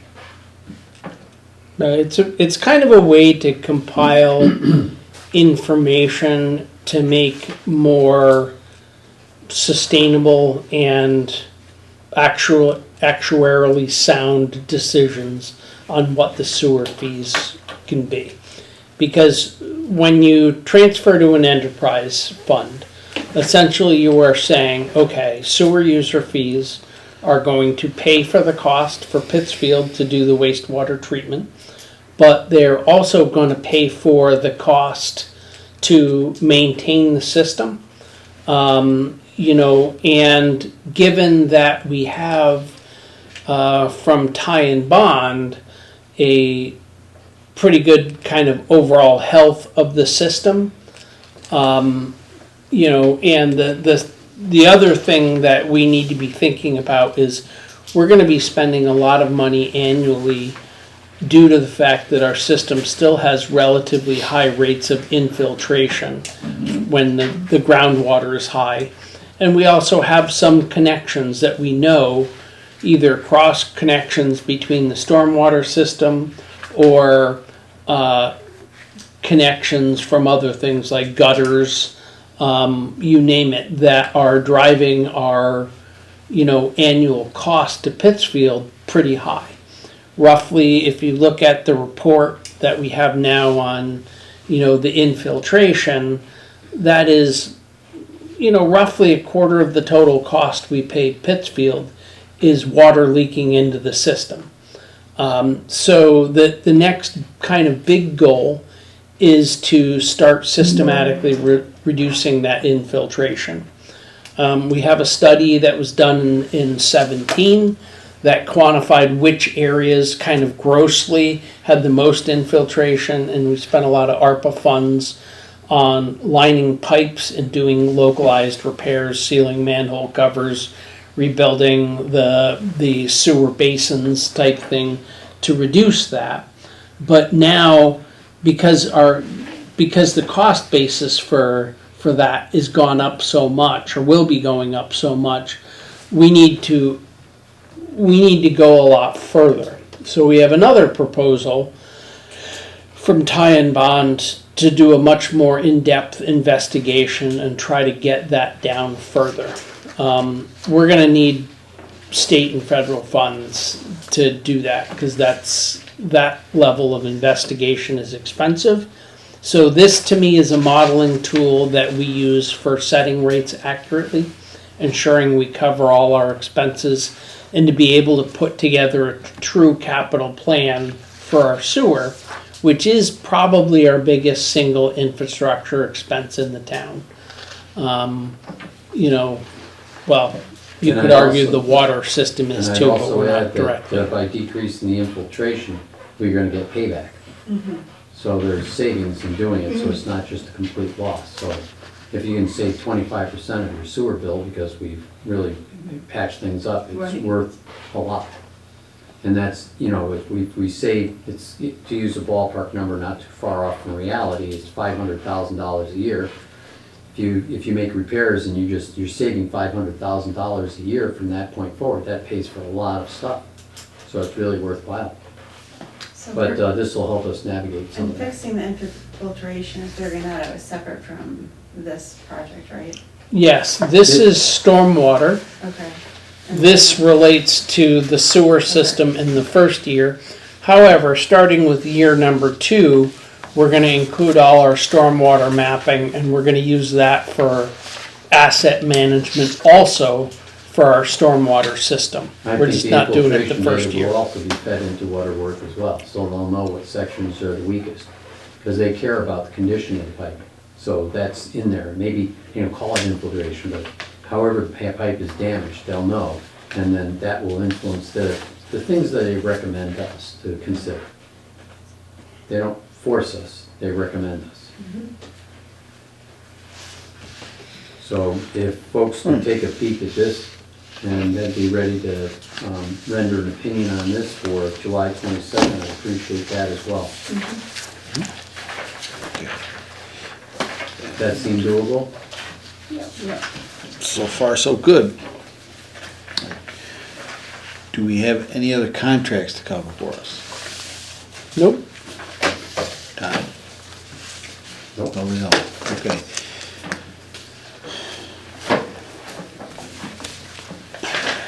I don't know whether to continue on now. Okay, Eric, could you give us kind of a rundown on the, down here somewhere, on the policy program, where we're at, what is going on, so to speak, and where we're at with the Collins Center? So, we had a conference call, yesterday or 2 days ago, not sure, my brain is a little fuzzy on that, I think yesterday, talking about kind of what the next steps are. So we have given the Collins Center, last week I gave the Collins Center a copy of all our proposed policies to make sure they were acceptable to them going forward, because we're essentially obligated, if we're going to do a compact grant for capital planning, they gave us a list of the policies that we needed to have in place and approved prior to them starting. Ordinarily, what the Collins Center does is in the first round of compact grants, they work with a municipality to develop the policies. However, to be honest, you know, there's a template from the Collins Center. There's a separate template from DLS, and while they differ stylistically, they don't differ all that much in actual content in what they want. So the question really in these is not the policy itself, but what the numbers are attached to the policies. So we've carved out, actually at this point we have basically all of the policies rough drafted, but these are the only ones that are pretty close, that are basically at the final draft. So we're starting with these 5 because these are the 5 required to enter into a contract with the Collins Center. So the plan at this point is as soon as the compact grant application rounds open, we apply immediately. They've said they've been approving them, you know, within a week or 2. And we kick off and sign a contract with the Collins Center directly after that, after we're sure we're getting the money. Because I'm just not comfortable And signing that that. compact grant is August 15th timeframe. Right. Now we're doing the kind of basics. This is one of the things we've done. They've asked us for another series of information. We're going to start working on a lot of that we already have. But we're putting that information to them because it's stuff we've generally already gathered anyway, and it cuts down on the time frame of the project. Because frankly, we're not rushing to get it done for this budget year, but it's totally doable for us to do it for this upcoming budget season. But we have a lot of work to do that. So we're essentially starting on our parts now. And we'll probably have the kickoff meeting before we have a contract, and we'll probably start working on this, you know, before we fully have a contract, on the assumption that we don't have to actually sign a contract with them until such time as we have the compact grant. Because they realize we're probably not gonna, you know, spend the money internally unless it's grant supported. So these are the policies that put this together. We're trying to be a little more sophisticated than we were originally talking about, and essentially roll all these policies into an actual budget, not a budget book, but a financial policy book, so that we have everything in one place and it all relates to each other, if that makes sense. So this is the first 5, essentially, of around 17 policies. There may be others we're going to add as time goes on, but the 17 core policies for the town. So do we essentially approve these and then the Collins Center can revise them? No, it's not when we revise them. We approve them. They've already taken a peek at them and find that they're pretty solid. Okay. And so it's just a question that they want us to, because they're looking for a community that engages this process. So by approving them, as the capital planning committee already has, it shows that that the community sees them, understands them, appreciates them, and will use them. And that's what they're really looking for. Okay. And next Monday, these policies will be brought forward to the select board, to approve them, which I expect that they will. Are these policies people feel that they'd be ready to discuss on the 22nd as well? Can we just spend like 10 minutes going through kind of what these policies are? That's that's kind of where I was going with that description that you had. I was just wanted you to kind of show us, kind of lead us through what we're working on, and then we Okay. can go from there on Sure. to let's take a bit of a look at these, get everyone's minds tuned into what we're looking at, Yeah, and So- then we can wrap our minds, because I looked at them, but I haven't sat down and really dug into them. Okay, so I'll start and Tom can fill in. Where you've already had the capital planning policy that was given to you last month and the discussion of that. So we're not going to start with that one. So the first one up is annual operating budget process. All of these start with a purpose and an explanation of why we're doing this policy, definitions, and then the actual policy itself. Just a quick addendum on that. The glossary that you see there, that's an artifact of the Collins Center's approach. What we will be doing is we'll take and have a glossary at the end of the manual that will list all the words and define them at the end of the manual, not in the separate policies. So we're approving it there, but just recognizing that each one of those definitions will then be migrated to the glossary. Right, so if you get past all the definitions and start with policy, which is on page 2, the first thing is what are the goals of a budget and what are the objectives and who's responsible. So that basically lays out that each year. What the objectives are, why do you have a town budget? And the answer is to fulfill the needs of town residents. Making sure you have proper fiscal reserves and that you can get whatever capital planning and programs done that you can. And the same thing with the enterprise fund budget, which is mostly separate from the general budget, and that the goal of an enterprise fund is to be a self-supporting fund. In other words, we're not having to add money to it from the general fund. We are using monies generated by sewer user fees to fund the enterprise fund. The second part of that is who's responsible for what. Because the way we work in Dalton is that each department and each department head is responsible for submitting a budget for their respective departments.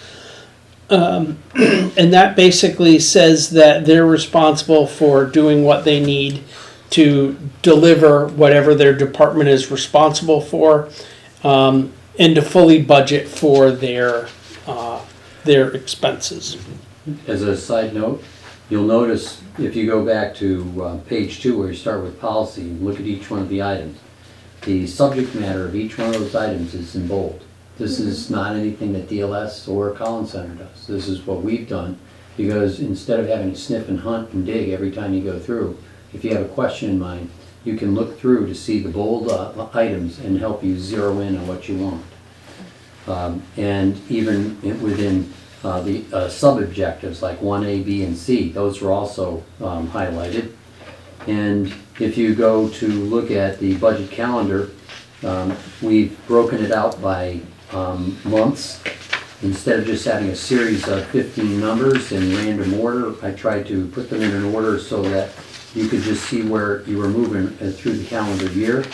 And with each one of them, the party responsible for that particular line item is in bold to make it pretty easy for folks. Again, it's trying to make this thing highly readable. As you're reading through it, if you find that it's not highly readable to you, I'd want to know that, because then we would modify that section. I would ask you, well, why? And then you'd give me some insight to why, and we'd fix it. And this is not only characteristic of this policy, but it's the same way in others. Does anybody have any questions about the first policy, which is basically just what the budget process is, who's responsible for what, and then what the timeline is? Okay, so next up, I would grab the debt management policy. So again, this starts off with a purpose and why. And the bottom line is that, you know, towns are going to incur debt because there are projects that are bigger than you can budget for in any one year. And it's essentially a way of spreading expenses off of multiple years. So, but the town has to be very careful about incurring too much debt, and it has to plan for its debt carefully, or else it's going to get into trouble. And anybody who reads the Berkshire Eagle can realize a number of our fellow towns have gotten in over their heads by issuing too much debt and then struggling to figure out how to pay for it as part of the budget process. It also, you know, there's a whole series of things that lead into what our bond rating is, and that's important because your bond rating determines the interest rate on the debt that you hold. And there's all kinds of different terms associated with that. And debt can be short-term, medium-term, or long-term. So those are all your definitions. So who does this apply to? So select board, obviously town manager and finance committee in their respective, you know, areas of expertise, and the town treasurer, because the treasurer is the one that ultimately is responsible for issuing debt on behalf of the town once the town has agreed to it by town meeting. So the policy then lays out what we're trying to do in terms of long-term debt. So make sure we're matching up projects correctly with what should be done for debt. Like, you don't issue a 30-year bond for a roadwork project because the pavement's going to be done and gone and ripped up and redone again long before you finish paying off the bond. But if you're talking about a bridge or a building, a 30-year time horizon may be appropriate. Wherever possible, our goal is to eliminate short-term debt and pay, you know, put money annually into the stabilization funds and then use the stabilization funds to pay for the capital projects instead of taking on any short-term debt whenever possible. Sometimes it's not avoidable, but wherever you can, make sure we comply with Mass state law on long-term debt. You know, and especially for the things related to the enterprise fund, if we have to take on debt for the sewer, we have to make sure that the user fees themselves pay for the debt cost for that. So those are just kind of the basics of, but, you know, this also says that we need to think carefully about what we debt exclude under the current levy system. And basically, what we don't do is we don't incur debt so that more than 10% of the total budget is just our debt payments. Because then that starts to be really burdensome and limiting on. You can't do other projects. Right, it means you can't do other projects. And then there's a couple other, you know, key thresholds. You know, there's a threshold based on the total grand list of the town about how much debt you can incur. That, you know, that's put in by the state unless you as a finance committee decide to override that.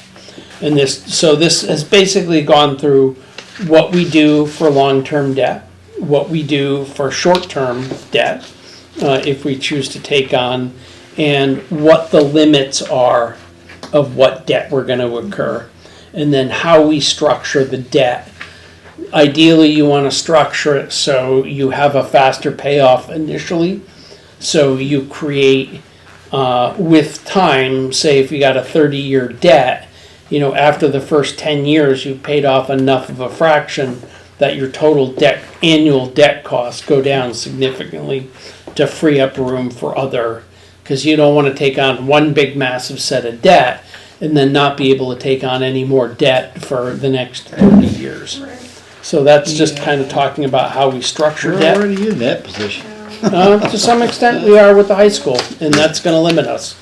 We recognize that. That's the reality. That's kind of this is a good example when you begin to read these things and understand them. This is what if we had a policy such as this one in place, it's likely we would have even gotten to the with that new high school. It's likely we would have even gotten to the question of a Prop 2.5 override, simply because it would have been taking on too much debt, and we would have been able to maybe explain that to the people in a better manner. Had we had a document such as this. Let the people ultimately decide, but. Yeah, there's also a provision in there if you're taking on debt specifically that advantages not the entire town, but a very small subset of the town, the ability to apply that to that subset of the town so that it's more equitable overall for taxpayers. And then we talk about what we have to do as a town to maintain things such that we protect our bond rating.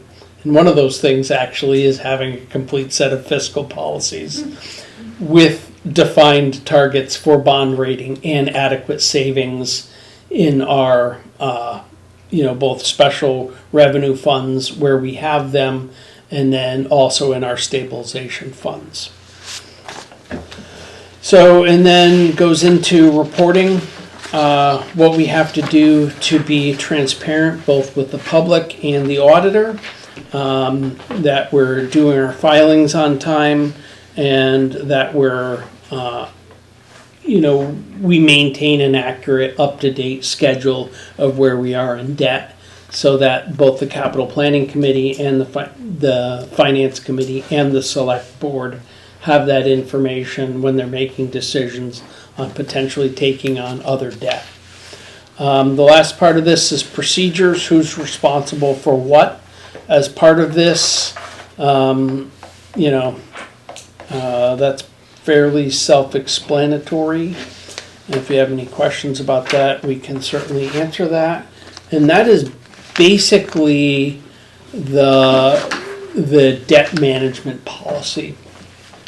The key to the debt management policy in my head is putting on and thinking about ahead of time how much debt as a town you can willingly take on, and whether you want to structure something as short or long-term debt, or you want to pay as you go. Those are really the decisions that you make as a town, that are kind of relevant. Anybody have questions on that one?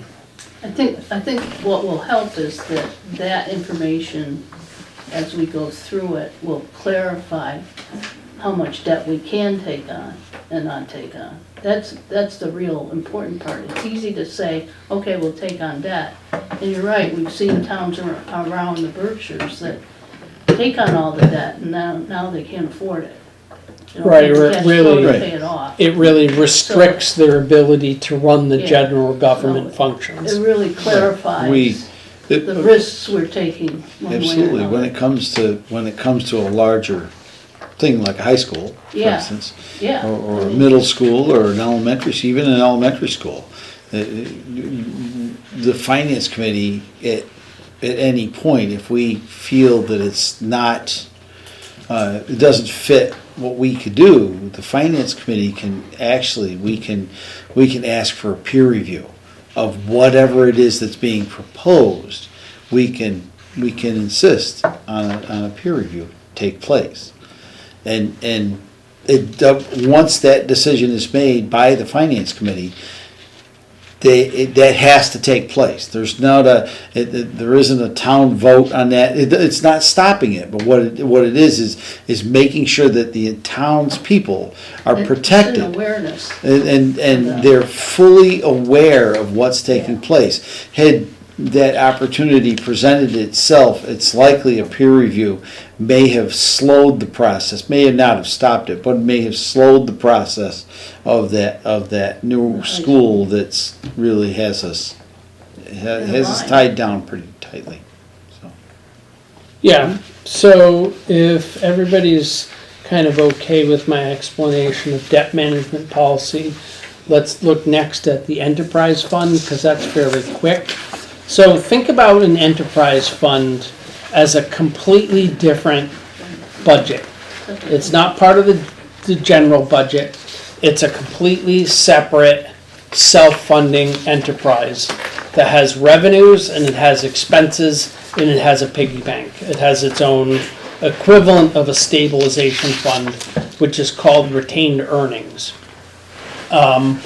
So the goal is for it to be fully self-supported, and the rates and fees that you charge, the income stream for that fund should support its entire operation, and that should include the indirect costs associated with running whatever that enterprise fund is. In our case, the only enterprise fund we're really going to be putting in place is the sewer enterprise fund.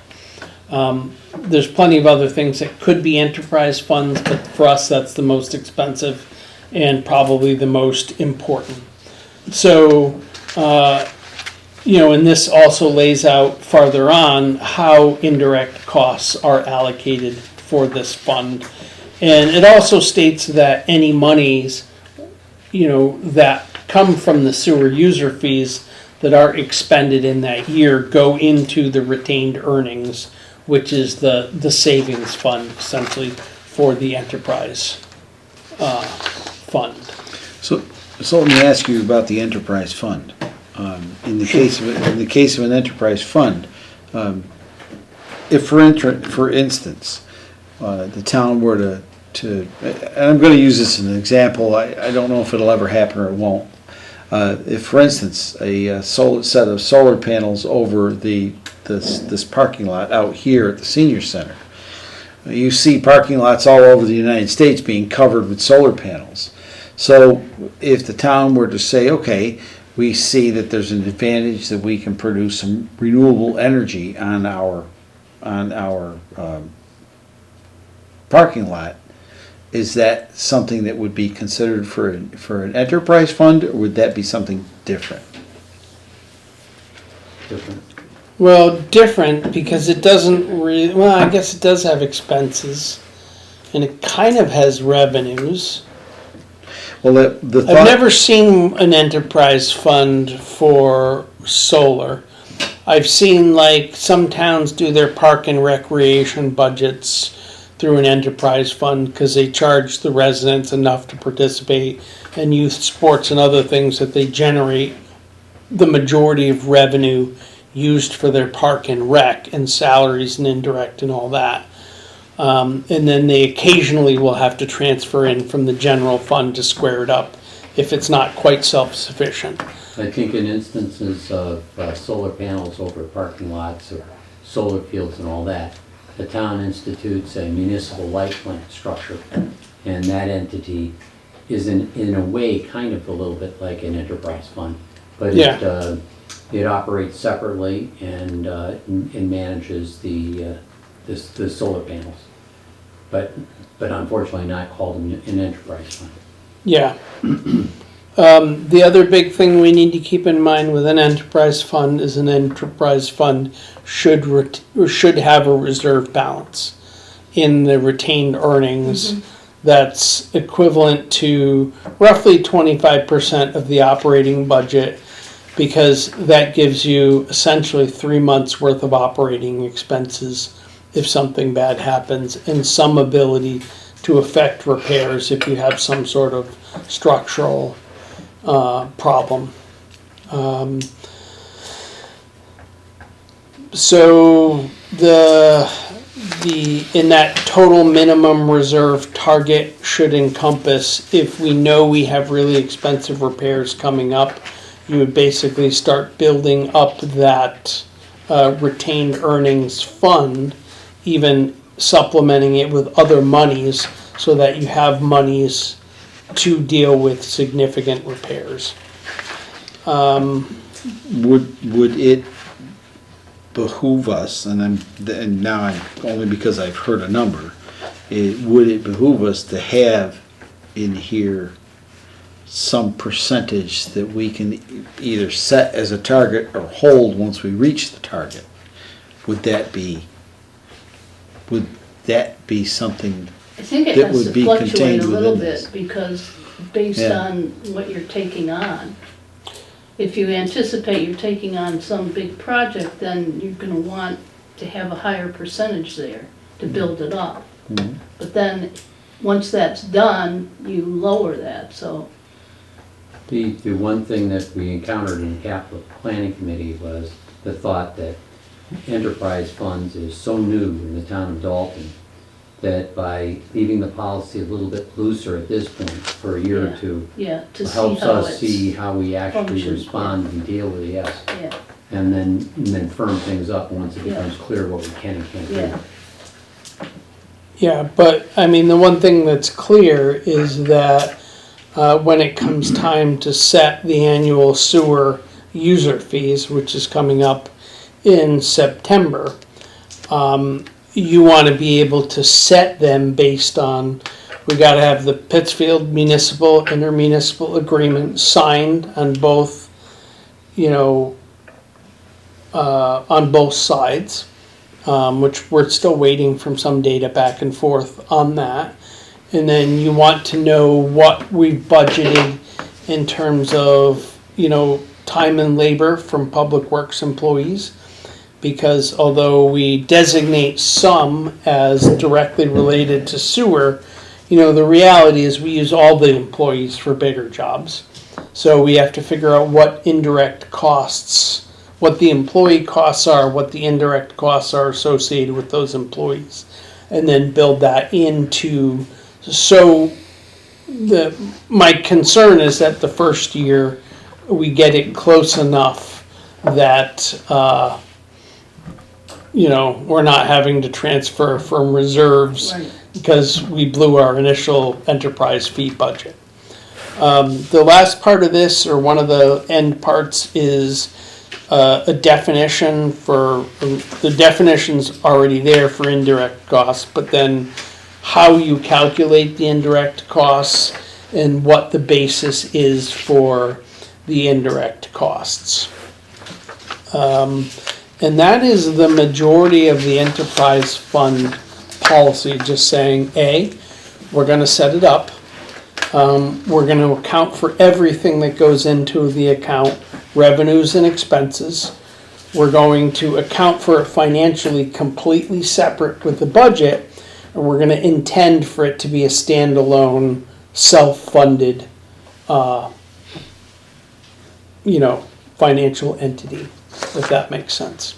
So, a comment. So this doesn't have the purpose, why it matters, and definition, kind of the same layout as the other ones. Are we trying to make it consistent?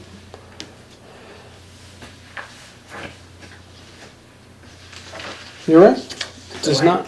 It looks like this was written by a completely different person. No, I wrote them all. Oh, the formatting is very different. Well, in this particular, it's the policy thing, we've seen this in other policies. Right? This is just, anytime I could make it so it was super clear, I tried to do that. The only thing that's missing here, we have the background, the only thing that was missing was just a general policy statement. Other than that, it's all fine.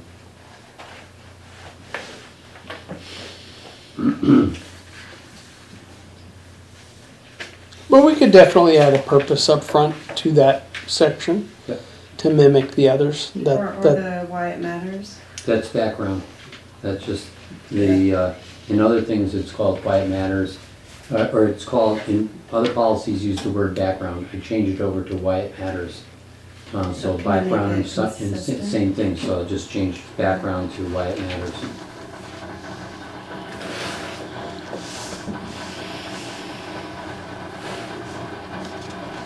And the other thing I will say is that since Dalton hasn't had any fiscal management policies, essentially, when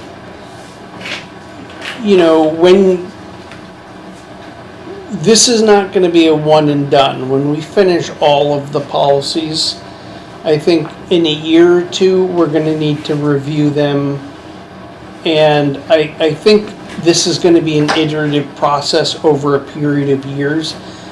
Because when you're writing these in a vacuum, you're reviewing best practices and you're talking to the department heads about how we do stuff now.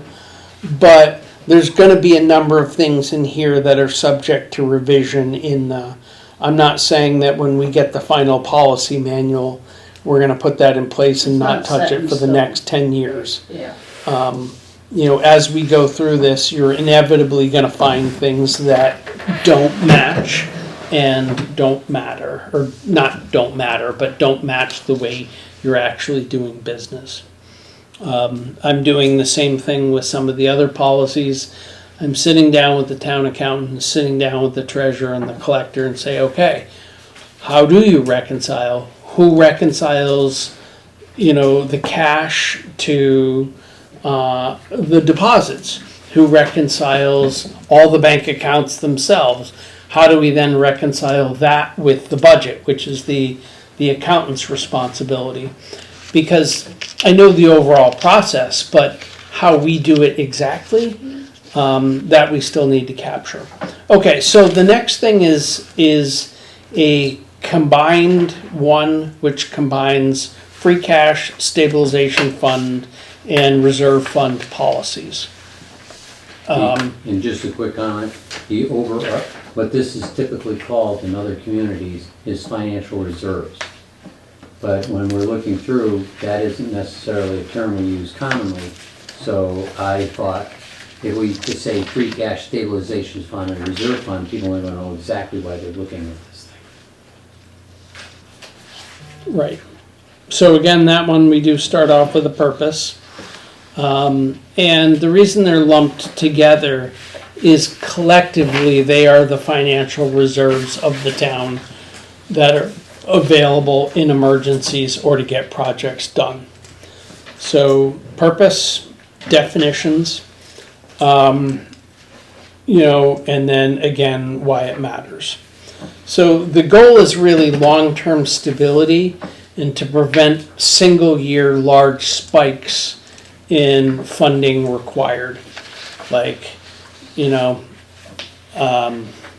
like an individual purchase of a piece of equipment. We didn't spend $250,000 last year. This year we're spending $250,000. No, we're going to budget annually for a certain amount for capital equipment, and then we're going to spend the money out of the capital equipment stabilization fund.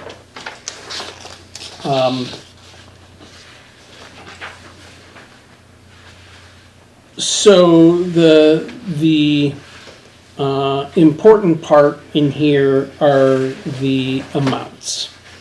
And that is, the goal is to generate roughly 5% of the annual budget in free cash. That means at the end of the year, if you've planned correctly, you've spent somewhere around 5% less than you've taken in between taxation and other forms of income, overall. So you have that pool of money, and then that pool of money then gets transferred primarily to stabilization funds. So the other big concept that I want to get through is that what you really want to do is you want to maintain at a bare minimum reserves equivalent to about 17% of your total operating budget, because that represents what it takes to go 2 months without an income stream, essentially. And that's what they consider the minimum set of reserves any town should have. And then the question becomes, do you have all that money set aside in free cash, or do you have it set in a reserve fund, or do you have it set in stabilization funds? So this kind of lays out how we do that overall as a town, and what our goals are for that.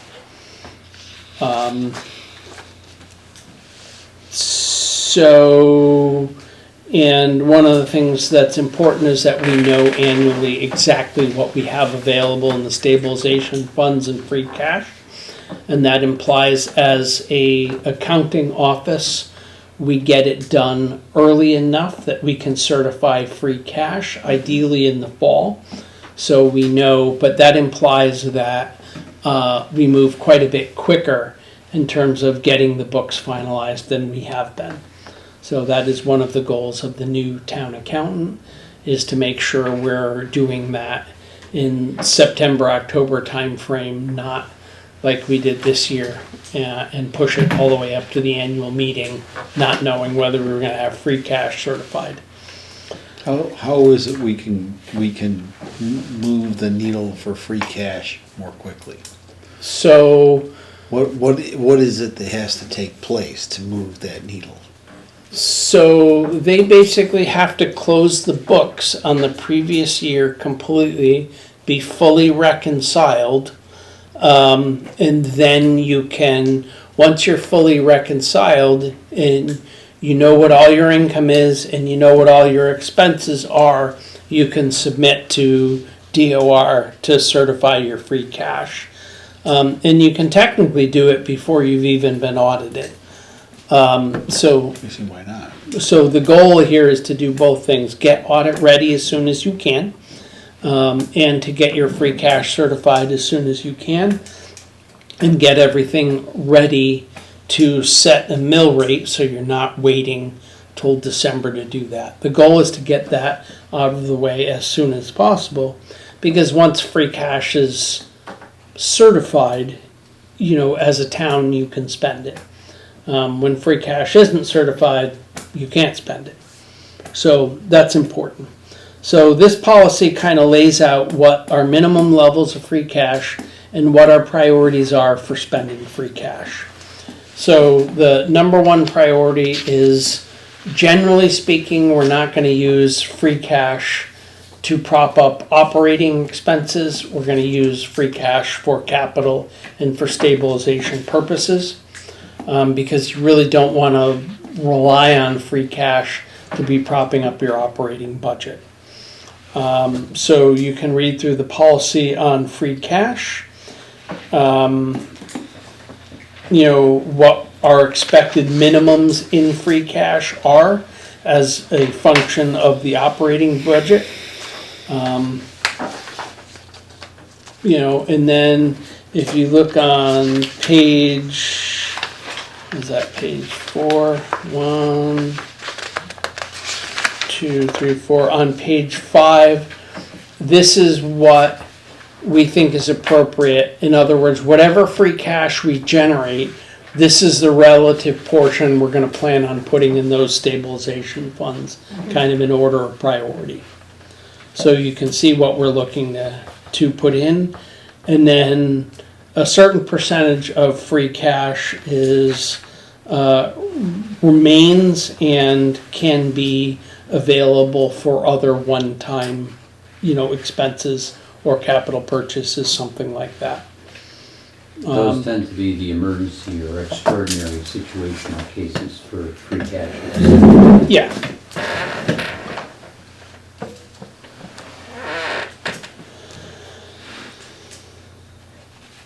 So, and there's a definition for what free cash is. That's basically the general free cash section.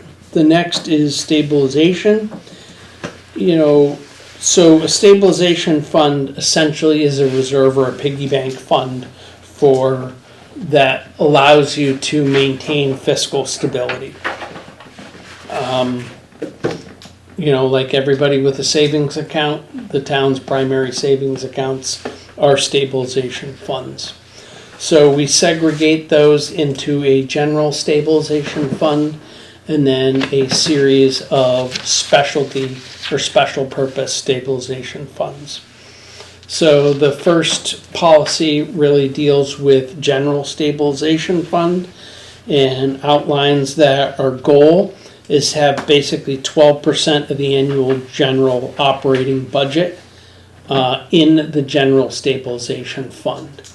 We're not trying to put all 17% of what our minimum reserves are in the general stabilization, because we know in extraordinary circumstances, if we really have to, we can raid any of the other stabilization funds in a true emergency.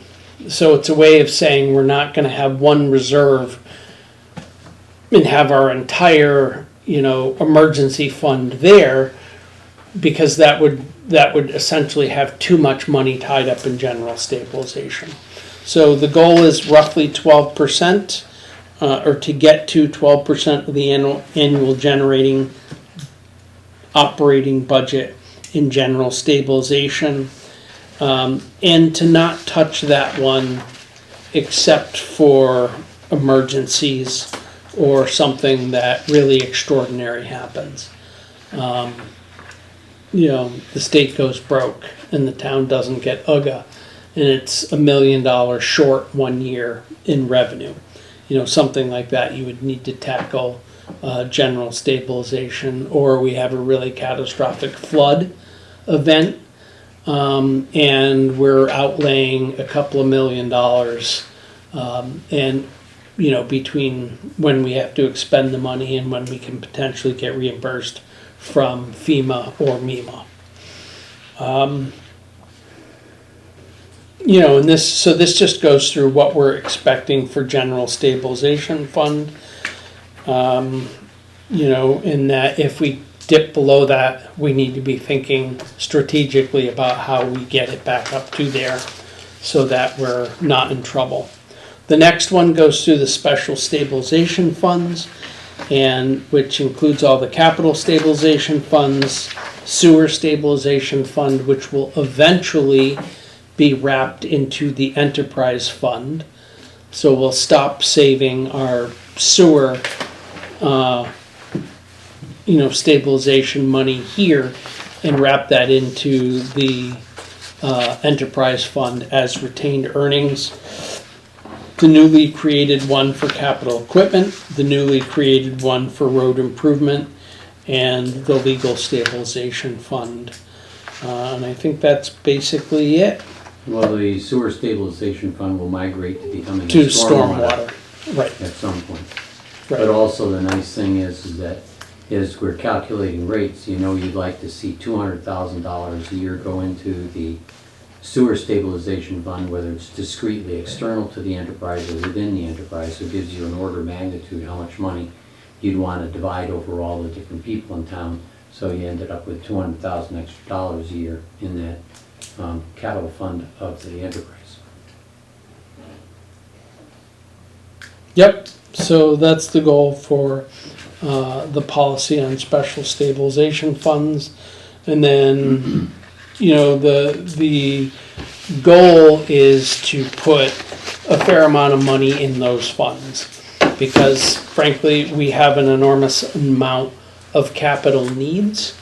We are actually really in good shape in terms of capital equipment, which most towns are not. We've done a surprisingly good job of funding capital equipment, but what we haven't done is fund the underlying infrastructure. So this sets target balances based on the of what we're actually taxing people, and that way it increases as the levy increase because it's a percentage relative to the levy. And then we put in recommended minimum appropriations that we're going to fund this from. And when we say appropriation, we're not necessarily saying this may be transfers from free cash, or it may be direct appropriation by building it directly into the budget and not taking it from free cash. Because as we start producing budgets that are closer each year to our actual expenditure, because we've been running much more than 5% of our budget ends up being free cash at the end of the year. As we bring that number down, we're going to have to start directly taxing people and telling people right up front in the budget, hey, we're putting this number of dollars in the road improvement fund, and doing a lot of that's going to have to come from direct taxation as we start making that change. So the goal is to basically, over a period of time, pay down free cash or stop generating so much free cash, but start directly budgeting for the stabilization funds. So it's the same amount, just a different way of account. Yeah. And frankly, the reason why I think that's important is it's kind of more transparent. Because you can tell people not, oh, well, we collected a lot more revenues than we told you, and we spent a lot less money than we told you, so here's this pool of money we have, and now we're going to spend it on this, versus saying up front, okay, this is what we actually need, this is what we're actually going to get for revenue, but we also need to account for these other funding things that we need to fund.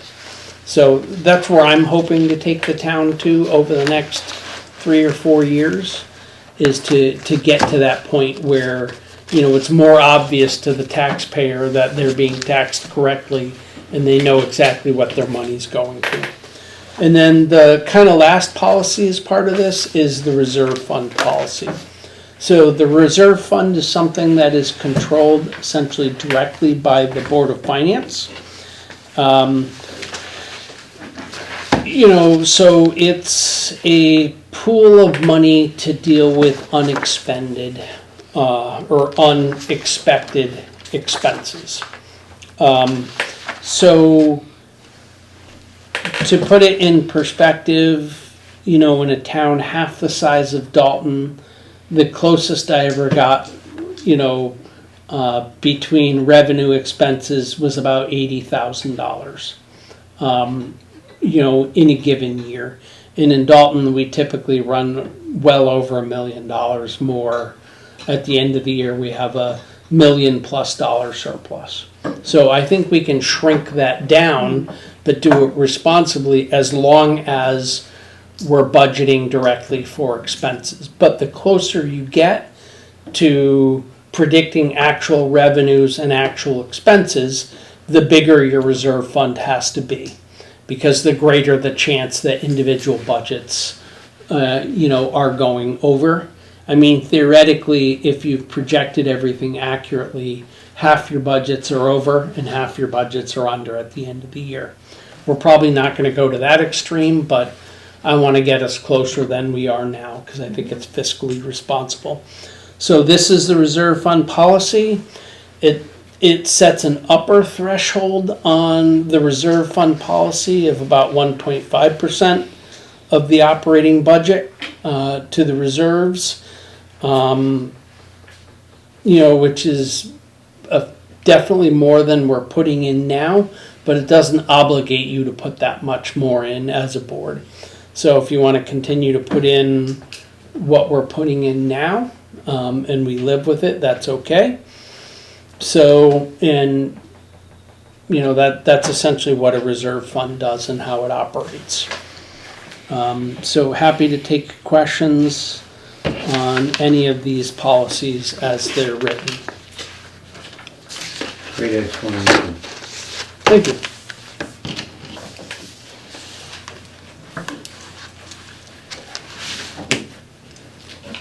I don't have any questions at this moment, but a lot to digest. Yeah,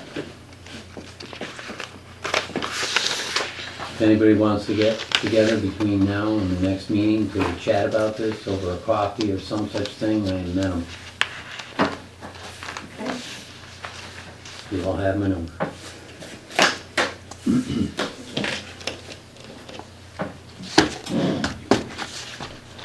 All right. Do I have a motion to adjourn? So moved. Second. Motion been made and seconded to adjourn. All those in favor, signify by using command. Aye. All those opposed? You already said aye. Ah, too late. Oh, I'm good. Thank you, everyone.